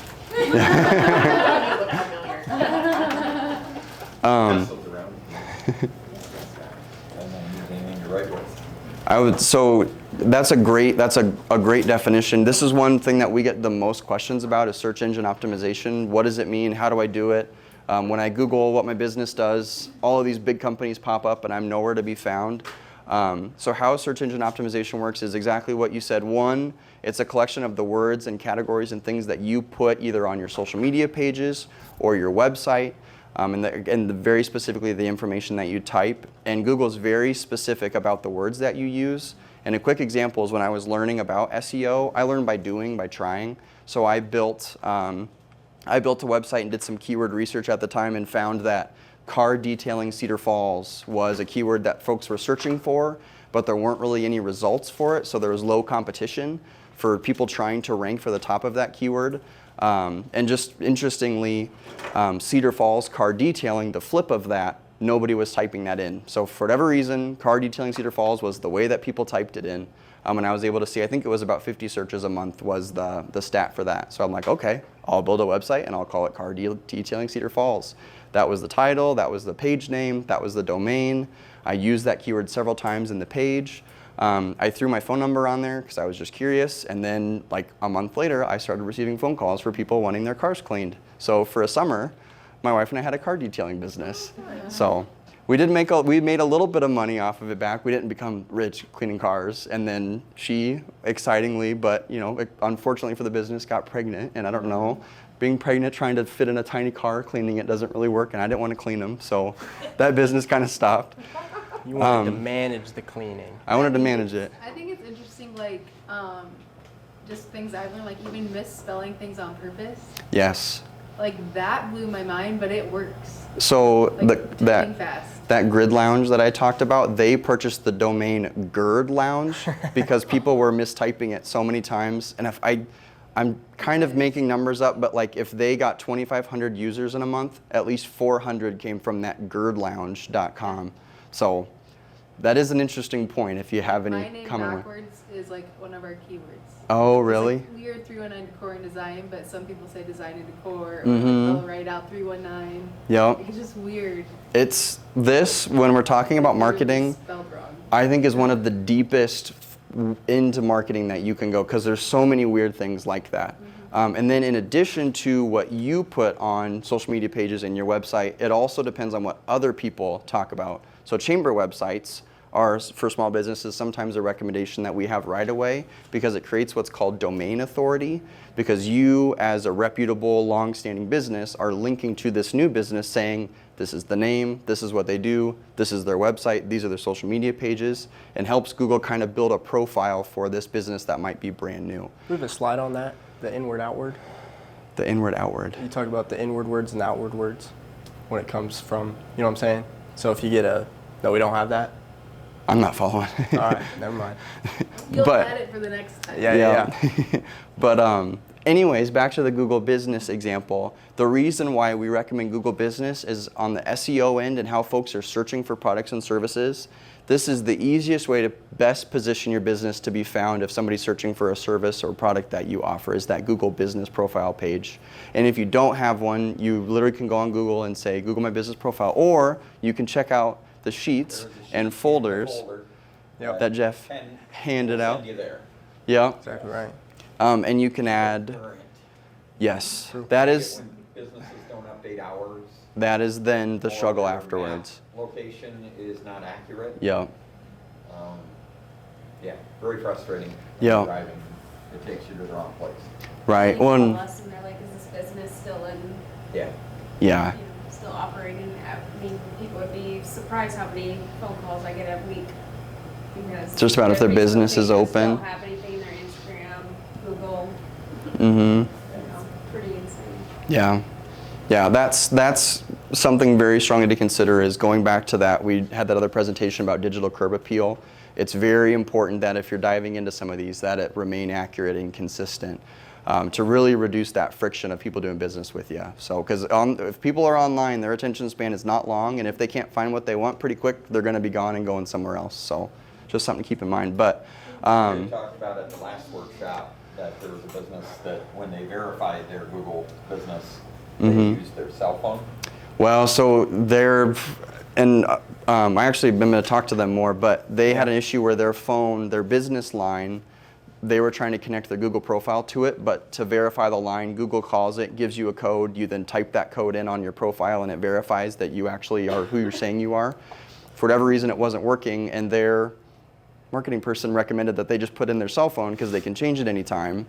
So they put in their cell phone, started blowing up their cell phone. It was a pizza shop, and people wanted pizza at all sorts of hours, and then when they went to change it back, they didn't own it or have any ability to, so it's been weeks, months, that they were getting pizza orders to their personal cell phone of the owner. Because I almost did that with my warehouse, but then I opted for the video because I'm like, I'm not putting my personal phone number on that thing. Because it has they wanted to text a code to my store, and I'm like, that's not. Yeah, and they do usually give you a few options. Yeah, very frustrating though, so. I get it though, I like that it's legit, because it's like, no one can just go and make like a fake place. Like, right. Yeah, I did one for a tree service. They didn't quite have a storefront, so I'm just like, what if I just show up to one of their job sites and say, hey, this is kind of their storefront. So that worked out. Good. I think I did it for the detailing business, and they wanted just like some of the tax documents and stuff, because I actually went through all that route because I was curious. But yeah, they do a good job making sure you're legit, but then there's also the responsibility, like Jeff was saying, making sure, all right, we're going to keep this accurate moving forward to the best of our ability. So, but what's really nice. We have one or two churches in the room. Huh? I know we have a couple churches here tonight. To me, that would be extremely important because people use that Google address like if they're going there for a wedding or a funeral. Yeah. And making sure that information is correct. Yeah, absolutely. Absolutely. There's actually one of the phone calls that I've gotten recently. It was about a church, not yours. Or like even open hours of a church. I feel like that's like, I remember planning things, and it's like, it's hard to know. Do they have a secretary? Do they not? Like, it's so different now than like when you did it. But the reason we put this one on here is a few different things. There's great pictures. There's a ton of reviews, 234. That's a great amount of reviews with a good score. There was plenty of information on there. The hours are updated now. Yep. There's the menu. Look how bad that menu looks. Well, but then what I did, you did fill it in here, which is what we put on here. That's marketing people did it there, so if I don't have them, then. They won't go and delete your stuff though. Well, if you they fire said- them, they won't delete your stuff. I don't They just won't know. update We your can stuff. talk about that later. Yeah, we've had interactions before. Interesting. I don't think they could delete your stuff. But anyways, this is just a really good example and funny that you're here tonight looking at this. But there's great links. You can order pickup, order delivery. You can call, directions, website. All of the stuff that's there is as it should be and easy to be found. So and everything kind of makes sense there. I was just talking to a hotel recently, and they Google has on here for hotels specifically that you can look at rates. And something that hotel wants to do is push people to their website because the rates actually are usually cheaper than some of the online booking websites. And we noticed that there was a big button down here that said view rates, and when you went to it, which it was the most prominent button on their profile, their name wasn't even on there as a place that you could purchase through. It was Expedia, Booking.com, all the places that they didn't want these people to go to, because then, and this maybe goes too deep with them, but what was frustrating is if you book through some of these other websites, the hotel can't help you. You're going to call them, you're going to be frustrated, you're going to ask, and they have no information, they can't change anything. So then that's reflecting negatively on their business because they can't help them. So that's something that, and Google offers a place where you can post your rates to kind of compete with some of these, but then there's the chore of, we'll need to update them as we change rates, and that's going to take time. So is the time of that worth, the result? So there's a little bit of this that you kind of have to choose your battles. But in terms of getting your business online quickly in a way that you can see results, this is a tool that you should really strongly consider. Yeah. And I would say the big ones, like I said, some of that workflow challenge of menu, like are they getting updated and all that. You talked about choosing your battles, but if you've never made one of these before, you're probably not going to be looking at it crazy often, once a month, hopefully once a quarter. Really make sure that call button's correct, those directions are correct, the website's correct, and then you have some sort of review workflow going. That's timeless stuff that usually doesn't change and you never have any chance to mess it up.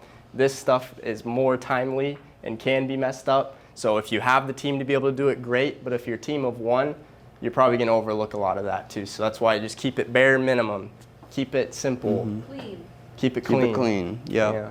And something too, just a quick note, especially when you're getting into social media, email, and Google, you can start to have these build off of each other. So now that you have your social media and your email list running, you can start to include social media posts. Have you stopped by recently? What was your experience? If you'd like to leave a review, go here. Or something that we've seen be really effective is if you do have an email list, you can either send out just big emails every once in a while asking for reviews, or if you add new people from a recent trip, you can email them specifically and just say, hey, thank you so much for joining us. We love doing business with you. We would love to hear about your experience. Would you be willing to leave a review? And the easy thing is just to link it straight to your Google place to leave a review. But obviously, if they didn't have a good experience, we wouldn't want to push them to our public Google profile. So we've done it where we have an email that has a big button that says, I had a great experience, and then there's text below it that said, I did not have a great experience.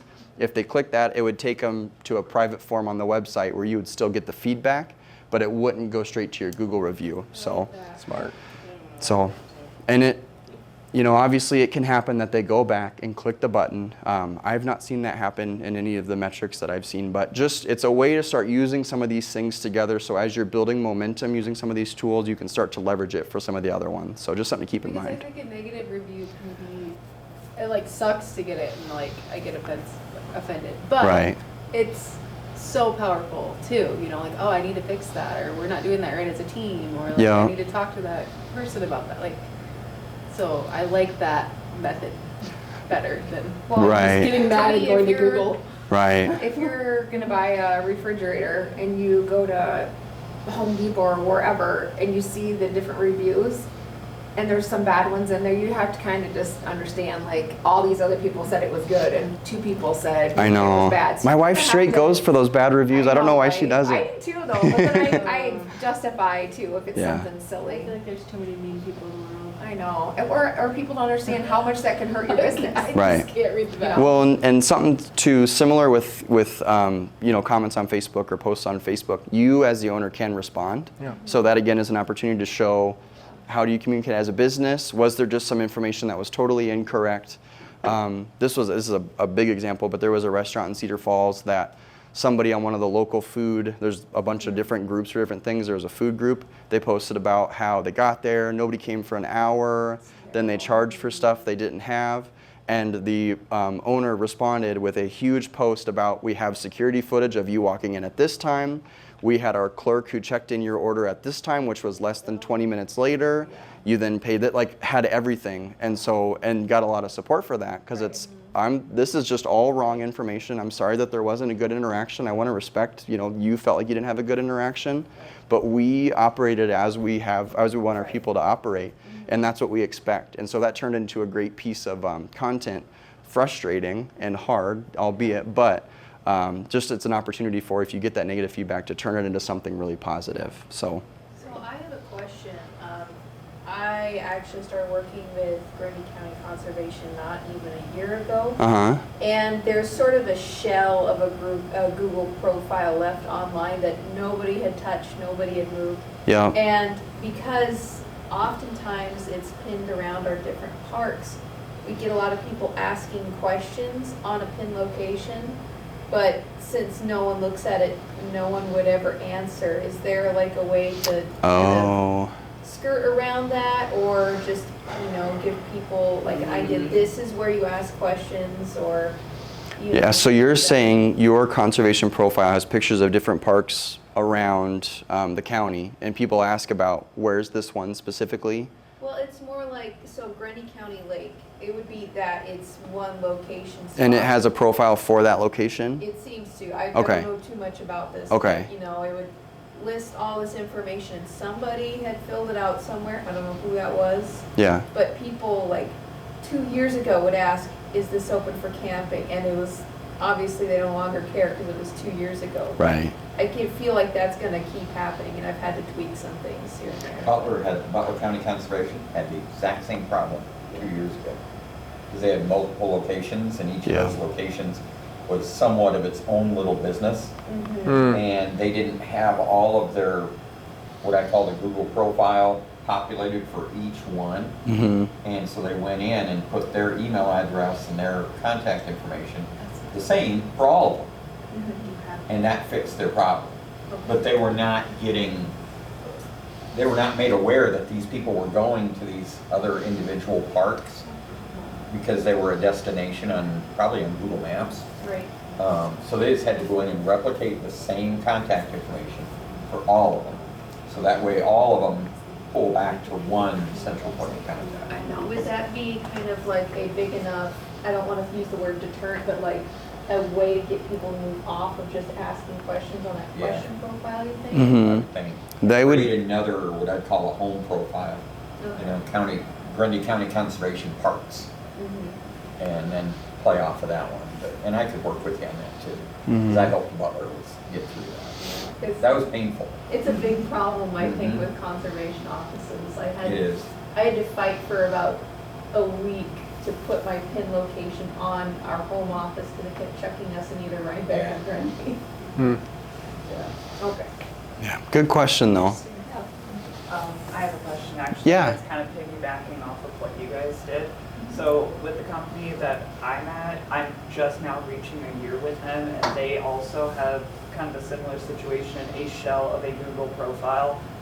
And I'm trying to get into that and get it fixed, but also a massive prank well before I was there was pulled on them, and a lot of their Google reviews is just those people just hating hardcore, and there aren't really very many positive reviews to counteract that. Yeah.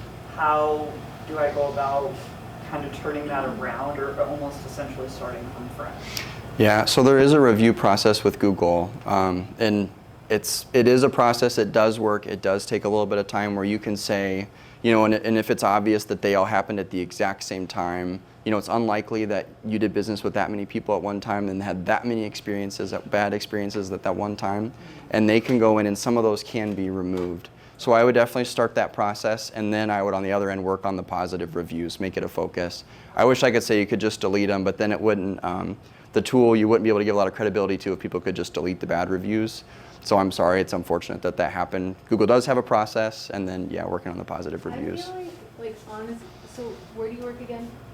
Heavy equipment or ATM. Yeah, so I feel like they are so giving and like do so much for the community. Like I think if they even had just like a sign outside, like I don't know, like some sort of campaign just within the community, I think you'd be surprised how many positive reviews, even if like they made my sign and threw a 9, I should go on and give them a review. They cut it out of metal, like. Right, and I just never thought to like even go I said, to your page. Right, you know? and like I said though, a lot of it is, and this was well before I worked there. They had 2 young kids come in and like play this massive prank. Like there was this interview footage, and they're like, oh, they called themselves the grandmas, and like were kidnapping old people. Oh, I know what you're talking about. I've seen them. Yeah, Yes, yeah. yes. I remember And that so now. this I'm pretty sure that he lives in Waterloo, that guy, which is next to Cedar Falls. I know who you're talking about. Okay. Yeah. But yeah, so a lot of it is like them signing up and doing a lot of like spammy, fake, catfishy profiles,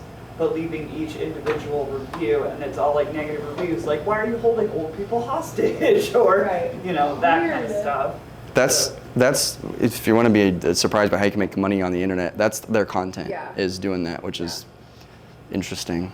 But no joke, we actually had a phone call about 2 months ago. Really? And I picked up the phone and Well, they're like, why are you holding old people hostage? And I'm like, no, I'm just gonna put that over there. yeah, well, and with them, like their goal is to get police involved and to upset people, and that's the content. Yeah, that's. I'm sorry. I forgot about that. With the reviews being that far-fetched though, you'll have an easier time with that process with Google, I would assume. Yeah. And like I said, a lot of it is just like essentially me coming in and having to pick up the pieces of this because I'm like, I don't know what to do with my hands. Yes. Yeah. Yeah. Yeah. It's too bad. But you do deal with a little bit of, you're working with a big company, they can be slow a little bit, and you know, we're using their service and that can be frustrating too. But yeah, like I said, far-fetched, I think you'll have a better time than if it was a legit review. And then just, we've already talked about it a little bit, but monitor your information, just continue to be up to date with it. Something to consider Google is the biggest one. They have about 90% market share on search. But consider that a lot of these other sites like Yelp or Microsoft Bing will automatically scrape information from Google. So just less on those. It's a mammoth once they kind of start to get rolling, but just maybe every once in a while go and look, like especially if you've had a website URL change or a phone number change or hours if you're able, making sure that those main things are up to date. You know, and those we would say once a year, like there's just too many of them. And there are services that help update tools or these listings across the board. You're gonna have to pay for them if you want. So did you have a question about that? Yes, so when we looked up our building, I don't know how, like, our building's fine, where our business is, but like, Movement Dance still has the workout place on theirs, How do you and get like those Manly's is changed? still on Yes. Kara's building, and I'm like, I don't know how, like, Apple, do they have the same, like, can they get theirs scrubbed on their Mac? So you can sign into those. Okay. You can sign into Apple too, Okay. and claim your business just like the rest of them. Okay. I know the agency I used to work for, their Apple listing, they moved offices and it didn't update for like 2 years. So, you know, after 5 people had said they got into the wrong place, you know, and then they were late to the meeting, we're like, okay, how do we figure this out to get this updated? So. Yeah. Or if you take a Snapchat and it has like, and you scroll across and it'll say, Manly Drugstore now, or whatever, and it's actually you know, it's like, how does that go away so you can have yours on there? Yeah. You know what I'm saying? Yeah, a lot of those it's tools that you'd have to create an account and sign Okay. into and submit those. But again, a lot of those do scrape from Google. It's just not going to be quick, and it's going to take time. So, yeah. If you have people continuously running into it, that's where you give it your time. I wouldn't Yeah. try to like think ahead and be like, oh, how do I make sure this is right? Then we're just in circles. Making sure that Google profile is accurate to me is the first step. It's huge. Because most of the other ones scrape from it. Yep. So Huge. That's our one step to take out of the 100 you could. So yeah, that'd be Yeah. Google. Yeah. And then also with the AI as well, that's where a lot of it, because AI is just, it's scraping the internet all the time, learning, seeing what people are posting on there. And now actually most of the major AI platforms are current. For a while they only had information up until like 2023 or 2024.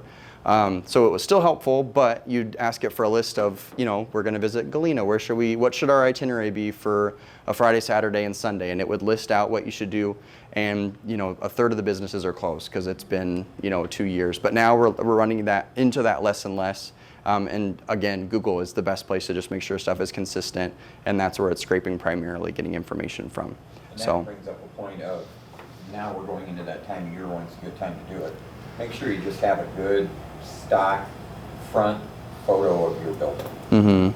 So that you can submit those to Google when you need to or anything. Because the street view are okay, but sometimes they're not the best. Well, yeah. Well, and I know there's a company that goes around and talks about the 360 pictures. That's Google. Or Google did, because Google came and did a 360. Was it picture. Google or was it somebody else like for Google? I don't Somebody remember. for Google, I think. Yeah. I think, so I get a little passionate. Marketing or something? Yeah, Okay, association, that's, yeah. That's the crap I got involved with. Yep. Yep. Yep. Anyways, go ahead. No, I just, it depends on the investment if you want to spend the money. You know, as long as you're able to capture high quality photos of your space, it's up to you to decide if that's worth it or not. Sometimes the feature and functionality is cool, but I know for small businesses, I forget how much it is, but it can be a lot. And sometimes there's high pressure sales stuff that they do, so just be aware of that. Something to keep in mind. All right, so email marketing, a little bit more about it. I had talked about the direct communication, not watered down like social media. And what I mean is that, again, you're going to post and only a subset of your audience is going to see it. When social media platforms are new, your organic reach is much higher because they want you to build followings. They want you to see it working and engage and spend more time on the platform. But over time, it goes down. So that's why we recommend switching to tools, that, again, where you can own your own list, own your own audience, and be in touch with them as frequent or as infrequent as you want. And then that last one, easy and cheap to start. Again, to put this together, if you have a list of about less than 500 people, you're probably talking $10 to $20 a month to be emailing them. So we recommend starting there. And then SEO basics, we kind of got into this already. Search engine optimization is what that stands for. There's the on page, what you type about your business that Google looks at and the search engines look at. And then there's off page, so if there's a chamber listing or some other listing or information out there, Google does consider all of that when they're kind of building your profile. So then when folks are searching for the services that you provide or even the name of your business, it takes that into account when they're actually deciding who gets ranked. And that's why we really recommend that Google profile, because especially if you're competing against big businesses that heavily invest in this stuff, it's going to be next to impossible to rank for those. That's just the truth of it for some of those big keywords. But that Google business profile, especially if someone's local trying to do business or engage with the services that you provide, that's the best and quickest way to get that information in front of them. So like adding like interior designer in Cedar Valley. Mm-hmm. Like that? Is that what you mean? Like making it more specific to your... Yes. brand? Yeah. So if you do want to dive into SEO specifically as a tactic, that's what you would start to get into. Because interior design, you're never going to rank for that keyword, because how many businesses are in the United States? How many large publications have written content about interior design? It's just not going to happen. But if somebody's searching for, interior design, Grundy Center, now the chances are far more likely that you're going to be up there. And then it's about making sure on your website that you very specifically mention that phrase or keyword, and then also in your Google business profile mentioning that. So that's where, if you do dive into this as a strategy, which generally for smaller businesses, it's not where we start, but you start to then do some keyword research to see, okay, there's 40 different keywords I can think of. Which are the ones that folks actually search for? Because how we think we might type in something or search for something might be different than how everybody else does. So then those numbers kind of tell you the story, and then you can decide, okay, Grundy Center doesn't have any results, but Cedar Valley, wow, 50 people a month search for that keyword, and oh goodness, there's not a lot of other websites that go for that specifically. That might be an opportunity to create some content about. Can you hide those words in your pictures?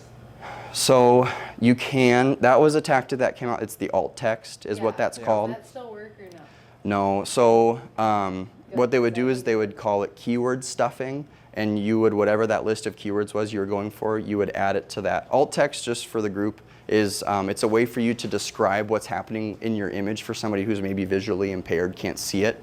They can click on it and still see what's going on. But people would put hundreds of these keywords in the alt text because at one time it helped. But then Google got smart, figured out why they were doing that, realizing, especially for somebody who's visually impaired, oh wow, the first paragraph was helpful, but now it's just reading off all these keywords to me. They stopped that. But so alt text is still helpful though, and if you use any AI tools, you can give it an image and say, hey, I need this. This is alt text for my website. We're this business. So be honest with the description, but then make it relevant to my business, and it can spit out something that you can put in. Okay. So. Thank you. Pro tip, yeah. Pro tip.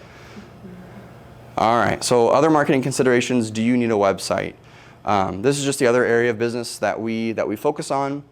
And again, we like assets that you can control, and a website is something that you can control, in terms of how your information is presented, how people can engage with you, how your transactions work, if you're selling something online or you're taking reservations online. We don't go fully into this, but we do have a series of questions, and it's a lot of text, but we put this together to kind of give you an idea of if you're having some of these questions, or if you work through this, where does it lead you? So can people easily find information about my business online right now? Am I relying heavily on social media for all of my online presence? What happens if the algorithm changes or the account gets restricted?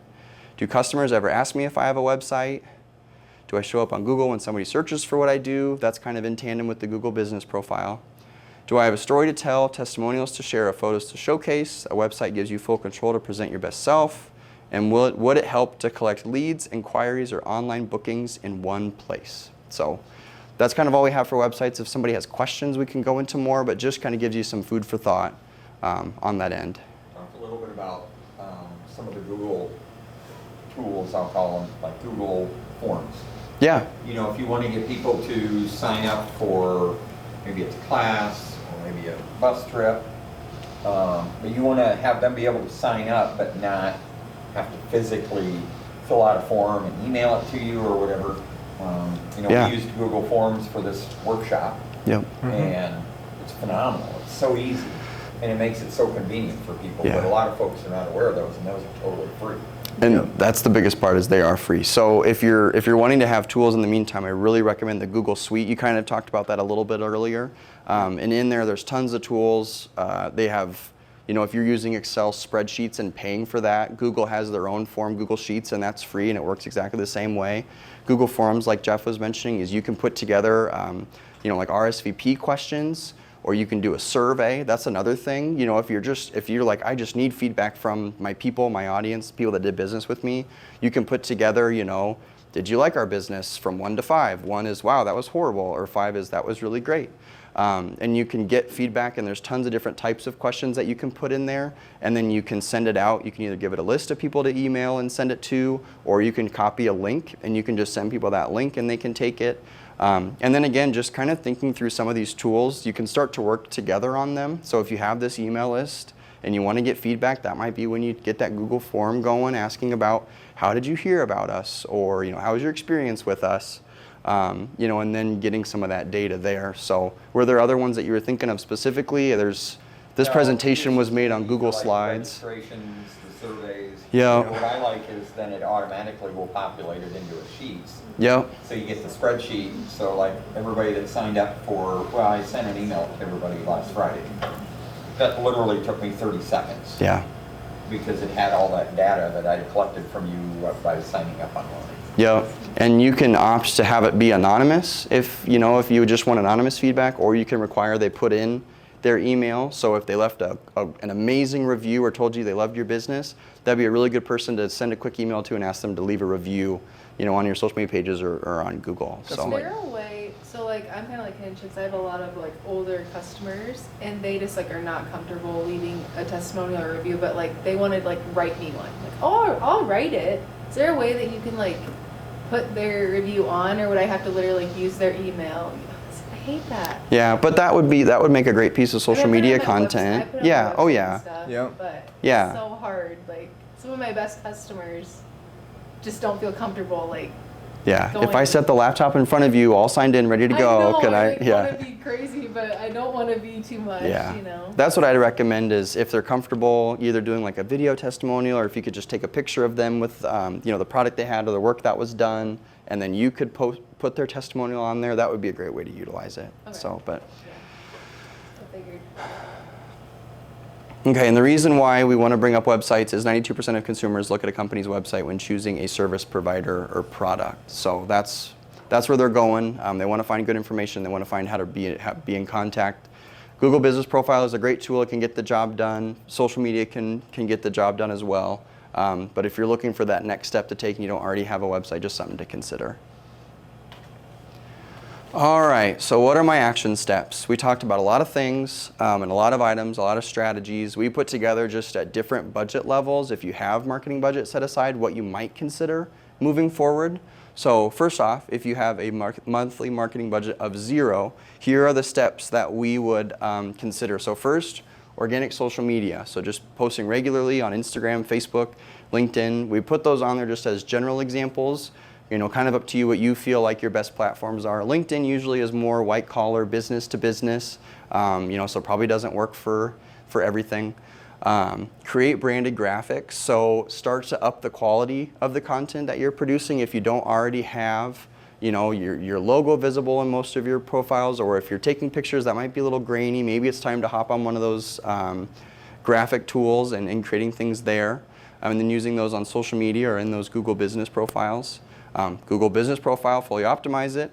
Something too is, and you don't have to do this with all of these, but if you put a post out on social media with specials or information, you also can post on your Google Business Profile.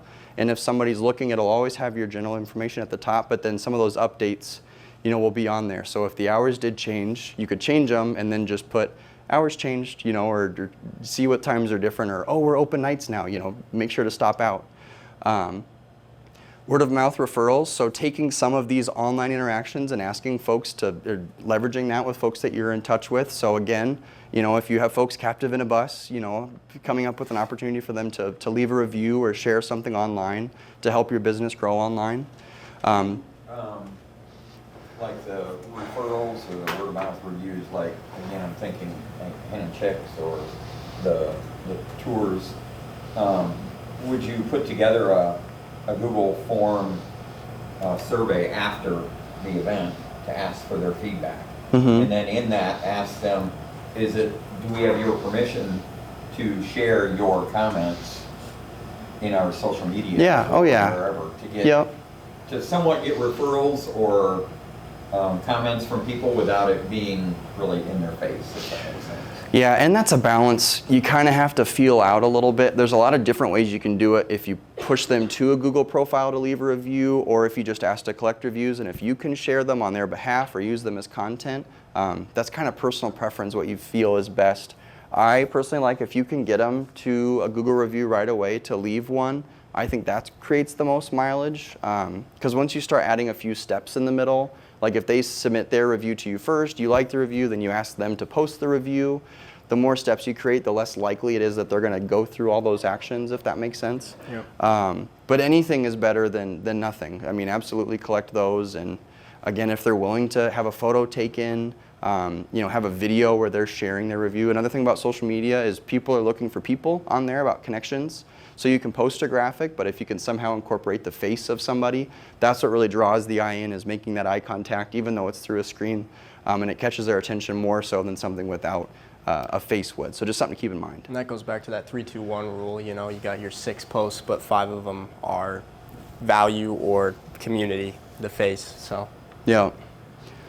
The email tools to consider, and then also the local Facebook groups. And I know our time is kind of getting there, but we've just had luck with local people that are getting active, sharing content, then sharing information about their business. Groups aren't designed to be places where you just put up billboards about yourself and your business and having people do business with you, but just being on there with content. We have a real estate agent in Ames. yeah, so she does videos all the time talking about her real estate business, what the numbers are doing, but every once in a while she'll talk about something that's happening in the community, new restaurant open, and she'll make a video about it. Out of all the content she posts, the only one I put on the Facebook group has nothing to do with her. It just has her at the restaurant and showing off the restaurant and what the restaurant is, not necessarily what she's doing. And that reciprocates well in the local community group. We have a realtor in town that does that. Yes. Joe Wegman does that. Yeah. Well, and even though they're not necessarily publishing an ad, you can then see after their name. They're usually pretty good about having realtor like right after it. Exactly right. And information. So Yeah, but if you were to post offer, you're either going to get no engagement, or some people are like, hey, it's a community page, I want to talk about where the potholes are, not necessarily, Yeah. You know what I mean? Right. Yeah. So then as we kind of go through these, each one, as we bump up, you just consider the one before it as well. But once you start getting, a monthly budget in there, and this can vary, we just put 500 to keep them kind of neat and organized. Start maybe looking at, do I have a little bit of budget for somebody to help, just take photos or just be active on social media? Do I have, $100 or $50 a month that I can allocate to running advertising? Especially if you're already doing advertising somewhere else, and if you can, I would consider just trying it and seeing what your engagement is, and then making sure you're taking advantage of that email marketing. And now that you have a little bit of budget, there's some automations sometimes that you can do with email marketing. For example, the Grid Lounge place I talked about earlier, each month when new people are added to the email list, because they pull it from the website once a month, an email is automatically sent to that new list of folks asking them how their time was, and if it was good, leaving a review, and if it wasn't, filling out that form, but that's all done automatically. So all you have to do is upload the list and it's taken care of. You don't have to then spend the time building the email, scheduling, and all that good stuff. 1,500, so now I would start to consider maybe some professional social media help, having high quality content managed for you, putting more money into advertising, and then reporting and strategy meetings. So if you're spending money, your hard-earned dollar going out and have people working for you on behalf to bring more people to your business, they should be giving you information about what's going on, what's working, do we have recommendations on what should change, and that should be really easy to work through there, especially when you're getting into those higher, because I would say for that, the 200 to 400, that's pretty high for local social media ad budgets. You can reach a ton of people on social media. Just for example, that $150 for that gym reached 1,000 people, which that's actually low because of the targeting. We were more specific. If we were broader, it reaches a lot more people. So just something to keep in mind compared to other folks. Monthly budget, I know this is up there. when thinking through what you should kind of expect to pay for different things. Kind of the $3,000 a month is where you'd be looking at full marketing support. Maybe you'd be diving into the SEO and some of those more nuanced bits of marketing to really solidify that profile about your business. Paid ads expansion, if you have an ad budget that's up there, you know, maybe branching beyond Facebook and Instagram and looking at some of the other platforms. You know, maybe TikTok becomes an opportunity. Reputation management, that's just meaning all of those different places where there's profiles online about your business, there's tools you can sign up for, and have those things updated for you so they're consistent across the board. You don't have to go into each specific one. And then community sponsorships. And this kind of goes with each of them, and I'm sure many of you are already involved with it, but at any level, just being present in your community is still just one of the best things for a local business. And then it always creates opportunities to, you know, showcase your business online or information about your business, sponsoring the baseball team, or anything there. We want to remind folks to do that and be intentional and be in touch. But anyways, that is our presentation. One other thing I've seen that's been successful, but maybe there's a negative connotation to it as well, is if you're a business that actually has a receipt that you give to a customer, Yep. most likely brick and mortar, to have a reminder on them to go on and give you a Google review if they had a great experience. Yes. And at Culver's, they might give you $1 off or something with your next. Yeah. So Yeah. that's a good, you're right, that is a good thing to add to that. Yeah, any of those tools that are done automated, you know, for you, I recommend them every time. So.